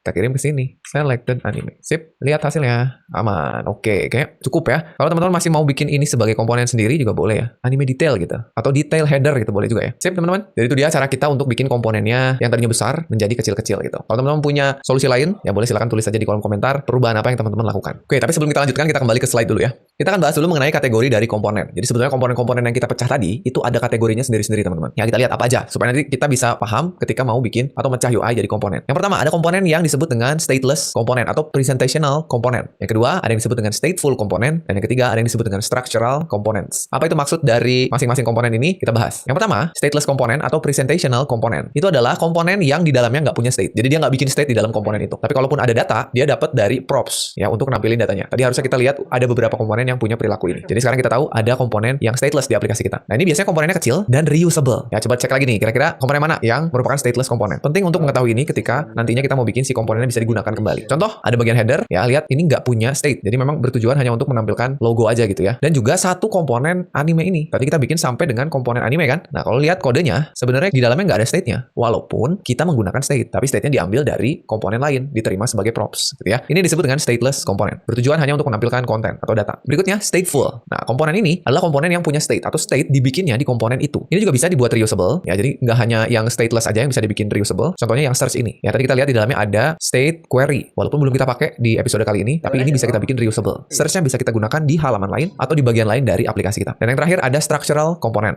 Nah, kalau ini berperan untuk membuat struktur aplikasi saat kita mau bikin layout, screen atau pages. Jadi biasanya komponen ini digunakan saat kita ngegabungin banyak komponen lain ya, atau istilahnya dihasilkan dari komposisi. Komponen ini biasanya berukuran besar dan agak susah atau disebutnya juga non-reusable gitu. Jadi nggak bisa digunakan lagi. Contoh yang paling utama adalah komponen main. Ya kan, main itu terdiri dari dua komponen. Bentuknya kayak struktur. Bahkan komponen app kita bisa kita anggap sebagai structural component. Karena tugas dia ngegabungin komponen-komponen aja untuk membentuk struktur dari aplikasi kita. Oke, jadi itu dia. Ada 3 struktur komponen yang harus kita pahami. Silakan teman-teman cek lagi di aplikasi yang udah kita buat tadi. Mana yang stateless, mana yang stateful, mana yang structural. Oke, sekarang kita udah tahu banyak hal tentang komponen. Kita akan coba melihat masalah yang ada pada komponen, terutama pada aplikasi yang udah kita buat tadi. Ya, aplikasinya jalan sampai saat ini normal-normal aja kelihatannya. Tapi ada masalah. Masalah yang paling terasa tadi adalah sesuatu yang disebut dengan prop drilling. Yang mungkin tadi juga teman-teman ngelihat kita melakukan ini pada saat kita naruh properti ke sebuah komponen berulang-ulang. Padahal ada komponen yang bahkan nggak butuh data dari props itu. Nanti kita lihat contohnya ya. Untuk lebih jelasnya, kita akan bikin sebuah masalah baru ya, supaya kita bisa lihat munculnya prop drilling ini sekali lagi. Sekarang mari kita jalankan fitur pencariannya. Sekarang kalau teman-teman lihat, fitur pencariannya itu masih kita tulis manual. Angka 4. Karena saya tahu, saya ngitung sendiri animenya ada 4. Kita akan coba ngitung ada berapa anime di array kita. Ya, jadi ini akan kita perbaiki. Sebenarnya gampang banget, tapi akan muncul masalah ya. Kita lihat dulu struktur dari aplikasi kita ketika kita buka di extension komponen React kita. Lihat nih, hasil pencarian yang angka 4 tadi ada di komponen search. Ingat-ingat ya, ada di komponen search. Sedangkan angka 4 itu kan dihasilkan dari kita menghitung jumlah anime yang ada di state animes. Ingat-ingat tuh, kita butuhnya di sini, sedangkan state-nya ada di mana? State-nya ada di sini, di anime list. Nah, menurut teori yang udah kita pelajari, bisa nggak state yang ada di sini kita akses di search? Nggak bisa kan? Makanya harus kita atasi. Caranya gimana? Nih, ini strukturnya kalau kita lihat dalam bentuk pohon. State kita, oh ada di sini ternyata ya, ada di main, bukan ada di anime list ya. Ternyata ada di sini, ada di main. Yang pakai memang anime list, tapi state-nya sebetulnya ada di main, ada di sini nih. Nih ada di main. Kita mau pakai di search. Nih, kita mau pakai di sini. Nggak bisa, karena komponennya sejajar. Yang bisa pakai hanya komponen turunannya aja, anak dan cucunya aja yang bisa pakai. Gimana caranya supaya search bisa pakai juga? Nah, kita butuh teknik yang namanya lifting state up sekali lagi. Jadi, si animenya harus kita naikin dulu ke atas. Kemana? Ke app, mau nggak mau. Supaya sekarang navbar bisa pakai dan turunannya, main juga bisa pakai dan turunannya. Nah, oke, mari kita coba ya teman-teman. Kembali ke kode kita. Sekarang kita akan cari dulu di mana kita buat state animenya. Kita cari main tadi ya, ada di main. Nah ini dia. Sekarang kita naikin dulu state-nya. Kita pencet Ctrl X di baris ini. Ctrl X, kita naikin ke app. Simpan ke atas, kita lifting state up. Taruh di sini. Lihat, begitu kita naikin ke atas, mainnya pasti error. Tuh, hilang. Karena sekarang main nggak punya akses ke state ini. Supaya punya akses gimana? Dikirim lewat props. Kita kirim animes. Dah, jalan nggak sekarang? Masih belum. Karena props yang dikirim harus ditangkap dulu atau diterima dulu. Terima di sini ya, animes. Sudah aman.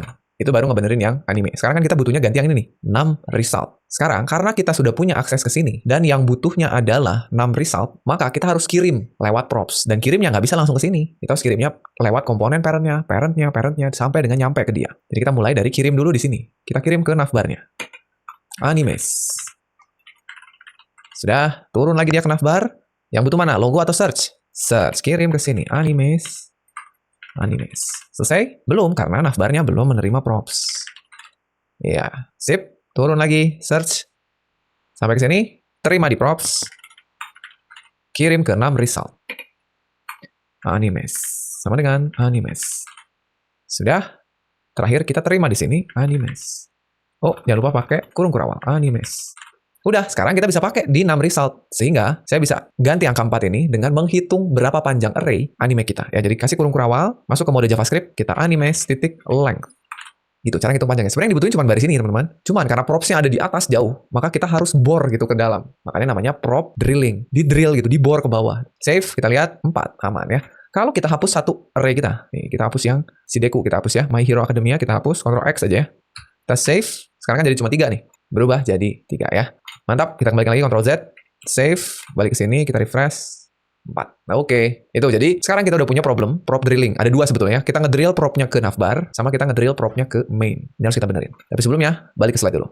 Oke, ya tadi kita udah lakukan yang namanya lifting state up, di mana kita menaikkan state-nya ke atas supaya apa? Supaya semua sekarang bisa pakai ya. Tapi problemnya apa? Dari sini kita harus ngirimin state-nya ke navbar, ngirimin ke search result. Atau istilahnya tadi apa? Di bore gitu ke bawah. Ini komponennya tingkatannya baru 3, teman-teman. Gimana kalau 10? Saking besarnya aplikasi kalian, mungkin 20 ke bawah. Ya capek juga kalian ngedrill komponennya atau ngedrill state-nya. Ini harus kita atasi.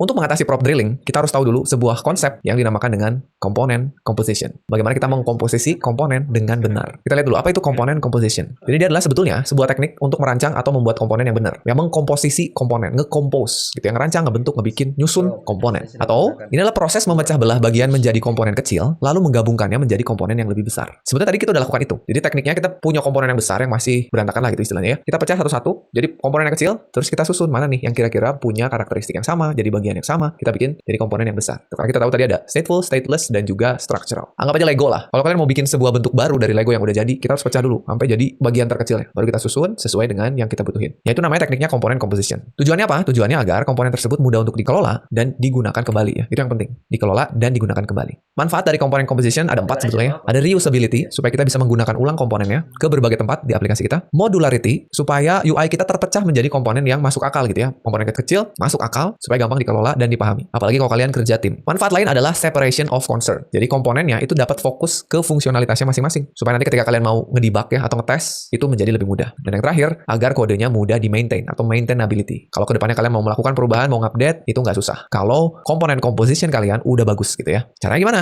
Cara yang pertama, sebenarnya kita udah coba tadi di awal, kita bikin komponen itu agar mengerjakan hal yang spesifik. Nah, kalau ini butuh jam terbang ya, butuh jam terbang, butuh pengalaman gitu. Ya semakin lama kalian bekerja dengan React, nanti tahu sendiri gitu, mana komponen yang bagus untuk di-compose. Sesuai dengan teori-teori yang udah kita pelajari di awal tadi. Nah, tapi ada cara yang kedua, teman-teman. Kita bisa gunakan teknik yang namanya container component. Ini keren banget nih. Ini memanfaatkan sebuah property spesial atau prop spesial yang namanya children. Sehingga nanti kita bisa seolah-olah membuat sebuah template atau slot gitu untuk dimasukin komponen lain dengan lebih mudah dan modular. Nah, teknik ini bisa kita gunakan untuk memperbaiki prop drilling. Jadi cocok banget kalau mau ngilangin prop drilling pakai teknik container component. Gimana caranya membuat sebuah container component? Sebelum ke kasus punya kita coba kasus yang lebih umum dulu deh. Misalnya gini, kita mau buat sebuah modal box ke depannya. Jadi aplikasi kalian tuh kalau misalnya mau melakukan sesuatu, keluar alert berupa modal. Modal tuh overlay ya, jadi ada di depan halamannya, ada backgroundnya warna abu-abu transparan, terus ada pop-up atau window kecil gitu. Ceritanya kalian mau bikin buat ngehapus atau nge-deactivate account kalian. Bentuknya gini si modal boxnya, ada yang warna abu-abunya, terus di depannya ada pop-upnya. Di dalam pop-upnya ada icon, ada title, ada deskripsi, dan ada tombol. Ceritanya ini, kalau kita buat komponennya kayak gini. Anggap aja sederhananya gini ya. Komponennya namanya modal. Di dalam modalnya, itu ada div dengan kelas modal. Di dalamnya ada bodinya. Bodinya tuh nyimpen semuanya ceritanya. Saya anggap aja pakai paragraf kayak gini. Ceritanya ini modal untuk mendeactivate account. Ya, simple aja. Kompleksitasnya saya sembunyikan ke dalam paragraf. Berikutnya, ceritanya kalian mau bikin modal yang berbeda. Tapi karakteristiknya mirip banget nih, lihat teman-teman. Ada warna abu-abunya sama overlay. Terus ada pop-upnya. Bentuknya juga sama. Ada ikonnya. Tapi beda sekarang. Tadinya ikonnya alert ya. Sekarang jadi ikonnya sukses. Warna hijau. Title-nya beda. Deskripsinya beda, buttonnya hanya ada satu, continue. Nah, ini bikinnya gimana? Ya kalau bikin komponen sendiri sih bisa aja ya, tapi kan nggak modular. Cerita kita mau bikin jadi modular. Coba bayangin kira-kira gimana bikinnya teman-teman. Kalau misalnya saya bikinnya kayak gini. Lihat, untuk yang sebelah kiri, kita bikin komponen modal, terus di dalamnya, saya bikin isi dari modalnya itu ke dalam sebuah komponen terpisah. Ceritanya biar gampang digunakan lagi gitu ya. Jadinya saya punya lagi sebuah komponen namanya deactivate yang isinya semua ini ya. Ada gambar, tulisan, tombol. Kayak gini. Ini untuk tombol yang deactivate. Nah, kelihatannya udah modular ya. Sekarang gimana kalau kita mau bikin yang suksesnya? Kalau mau bikin yang suksesnya, kan kelihatannya cuma gini aja kan. Fungsi modalnya sama, yang diganti tinggal komponen sukses di dalamnya. Bener nggak? kelihatannya oke nih. Nah, tapi sayangnya ini nggak bisa dilakukan karena sekarang komponen modal ini sudah benar-benar terikat dengan komponen yang ada di dalamnya. Jadi nggak fleksibel dan nggak reusable. Begitu kalian manggil modal lagi berikutnya, udah nempel dengan komponen suksesnya. Nah, malah ini artinya sama aja dengan kalian buat dua komponen yang berbeda. Yang ini namanya deactivate modal, yang ini namanya sukses modal gitu. Sayangnya ini nggak bisa reusable. Nah, dengan menggunakan container komponen, ya kita menggunakan prop spesial yang namanya children, kita bisa melakukan ini. Lihat. Jadi yang tadinya kita bikin modalnya seperti ini, di mana di dalamnya itu kan si deactivate-nya pengennya ganti-ganti.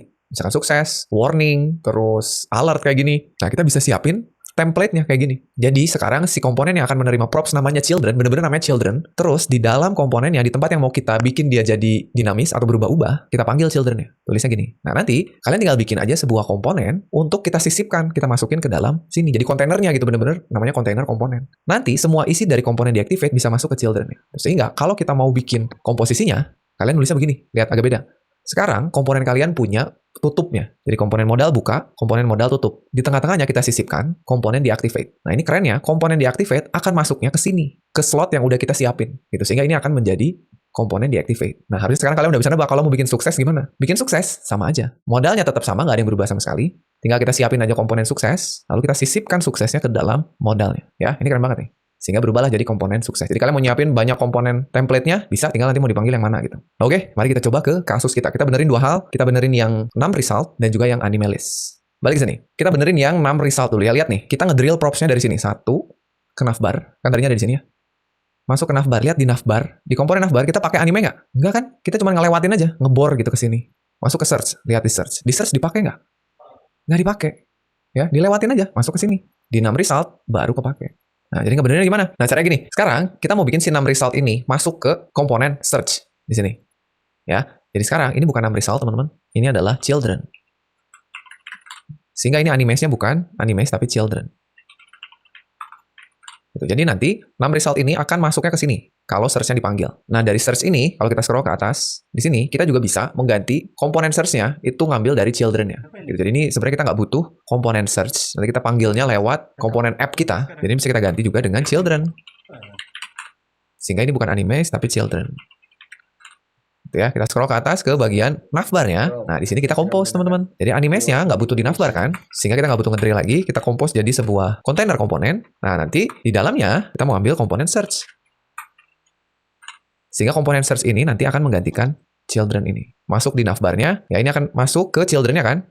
Gantikan ini. Yang di dalamnya, kita mau ambil komponen 6 result. Baru di sini kita kasih props animes-nya. Begini.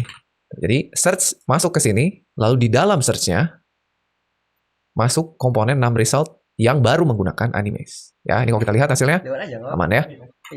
Kita klik aman. Nah, itu untuk yang 6 result, teman-teman. Sekarang kita mau benerin yang main. Nah, untuk yang main ini kita bisa bikin lebih keren. Ya, teman-teman lihat ke bawah dulu ya. Kita scroll ke bagian main. Di main kita kan tahu kita punya dua buah box. Ada list box yang sebelah kiri, ada selected box yang sebelah kanan. Sebetulnya kalau teman-teman perhatikan dua komponen ini, list box dan selected box itu mirip banget ya struktur dari komponennya. Coba kita pindahkan dulu agar dia sebelah-sebelahan deh. Scroll cari selected box ya. Ini saya cut. Nggak apa-apa. Kita pindahkan ke bawah list box biar sebelah-sebelahan. Lihat nih. Pertama dia punya state is open 1, yang ini is open 2 sama. Terus berikutnya lihat nih, komponennya itu berupa div dengan nama kelas box, ada button, ada kondisi. Kalau tombolnya kebuka, tampilin sebuah komponen. Ini lihat, sama persis. Kalau komponen kebuka, tampilin sebuah elemen. Nah, kenapa nggak kita bikin jadi satu komponen reusable aja dengan memanfaatkan kontainer komponen tadi? Gimana? Masuk akal nggak? Sekarang gimana kalau kita coba komentari dulu deh ya. Yang selected box-nya kita komentari deh. Satu dulu kita komentari. Sekarang kita bikin supaya yang list box-nya ini jadi komponen general yang reusable. Coba saya mau ganti namanya jadi box aja. Oke? Dimana box ini akan menerima children. Karena state-nya nanti akan dikirim lewat komponen composition ya. Children, terus untuk is open-nya saya mau bikin generic, jadi nggak ada 1 dan 2 nanti kita ganti. Jadi di bawah sini set is open, kita hapus. Is open 1 kita hapus. Nah, komponen yang ada di dalam ini nanti akan saya ganti ngambil dari children-nya. Ini saya cut, lalu saya tulis di sini children. Nih, jadi komponen ini sekarang generic. Oke? Nah, sekarang tinggal di bagian main-nya, ini nantinya saya nggak akan lagi pakai 2 buah box ini. Saya juga mau ngambil dari children. Oke? Ini gimana kalau kita komentari dulu, supaya nggak hilang. Kita ganti aja di sini pakai children. Nanti kita hapus children. Sehingga kita butuh kirim main-nya props children. Nah, dan untuk kedua state dan function ini, kita mau pindahin ke app. Jadi naik ke atas. Kita cut, ya kita naikin ke bagian app. Kita balikin lagi ya. Sini. Sudah? Tinggal di sini baru kita susun. Ya, kita susunnya. Ini kita hapus. Kita buat jadi kontainer Yang di dalamnya kita panggil satu dulu si list box-nya. Tapi sekarang kita udah nggak punya list box, kita punyanya box. Ini ya, box yang isinya anime list. Nih yang ini. Ini kita cut. Kita masukin ke box, tapi sekarang namanya bukan list box, tapi anime list. Gitu. Jadi sekarang langsung dikirim ke anime list-nya tanpa melewati kontainernya untuk menghilangkan prop drilling-nya. Coba kita lihat hasilnya. Aman ya, cuma satu nih. Sebelah kanannya kan belum. Sebelah kanannya kita tinggal bikin komponen yang sama. Kita bikin box yang isinya selected list yang ini. Atau selected box. Nah, tapi nanti kita ganti dengan anime detail. Ini kita hapus, gitu ya. Kita tinggal pindahin ke sini. Kita ganti jadi anime detail. Gitu. Sekarang ini semua bisa dipakai karena kita udah pindahin ke sini ya. Selected anime masuk sini. Handle selected anime masuk sini. Terus state selected anime ada ya. Sekarang kalau kita jalanin, ya aman teman-teman. Itu dia menggunakan kontainer komponen sehingga sekarang kalau teman-teman lihat strukturnya udah lebih enak gitu dilihatnya. Kita punya navbar, di dalamnya ada search, ada num result, kita punya main, di dalamnya ada box, yang reusable boxnya, kita punya komponennya ya. Jadi sekarang kita bisa hapus ini nih, selected box. Ini udah nggak kita butuhin karena kita udah ganti jadi komponen yang lebih general dan reusable yaitu box. Ini harusnya bisa diklik, ini juga bisa diklik, aman ya. Jadi itu dia teman-teman, semua mengenai komponen yang bisa kita bahas beserta dengan studi kasus. Ya mudah-mudahan teman-teman semua jadinya semakin paham gimana cara bikin komponen yang baik dan benar. Sehingga nanti di video berikutnya kita nggak ragu untuk melanjutkan lagi aplikasi kita supaya lebih lengkap lagi. Oke, jadi mungkin itu aja untuk video kita kali ini. Episode kelima, tutorial React yang paling masuk akal. Terima kasih teman-teman sudah menyaksikan. Kita akan ketemu lagi di episode berikutnya. Saya Sandi Gali pamit dan seperti biasa teman-teman, jangan lupa titik koma.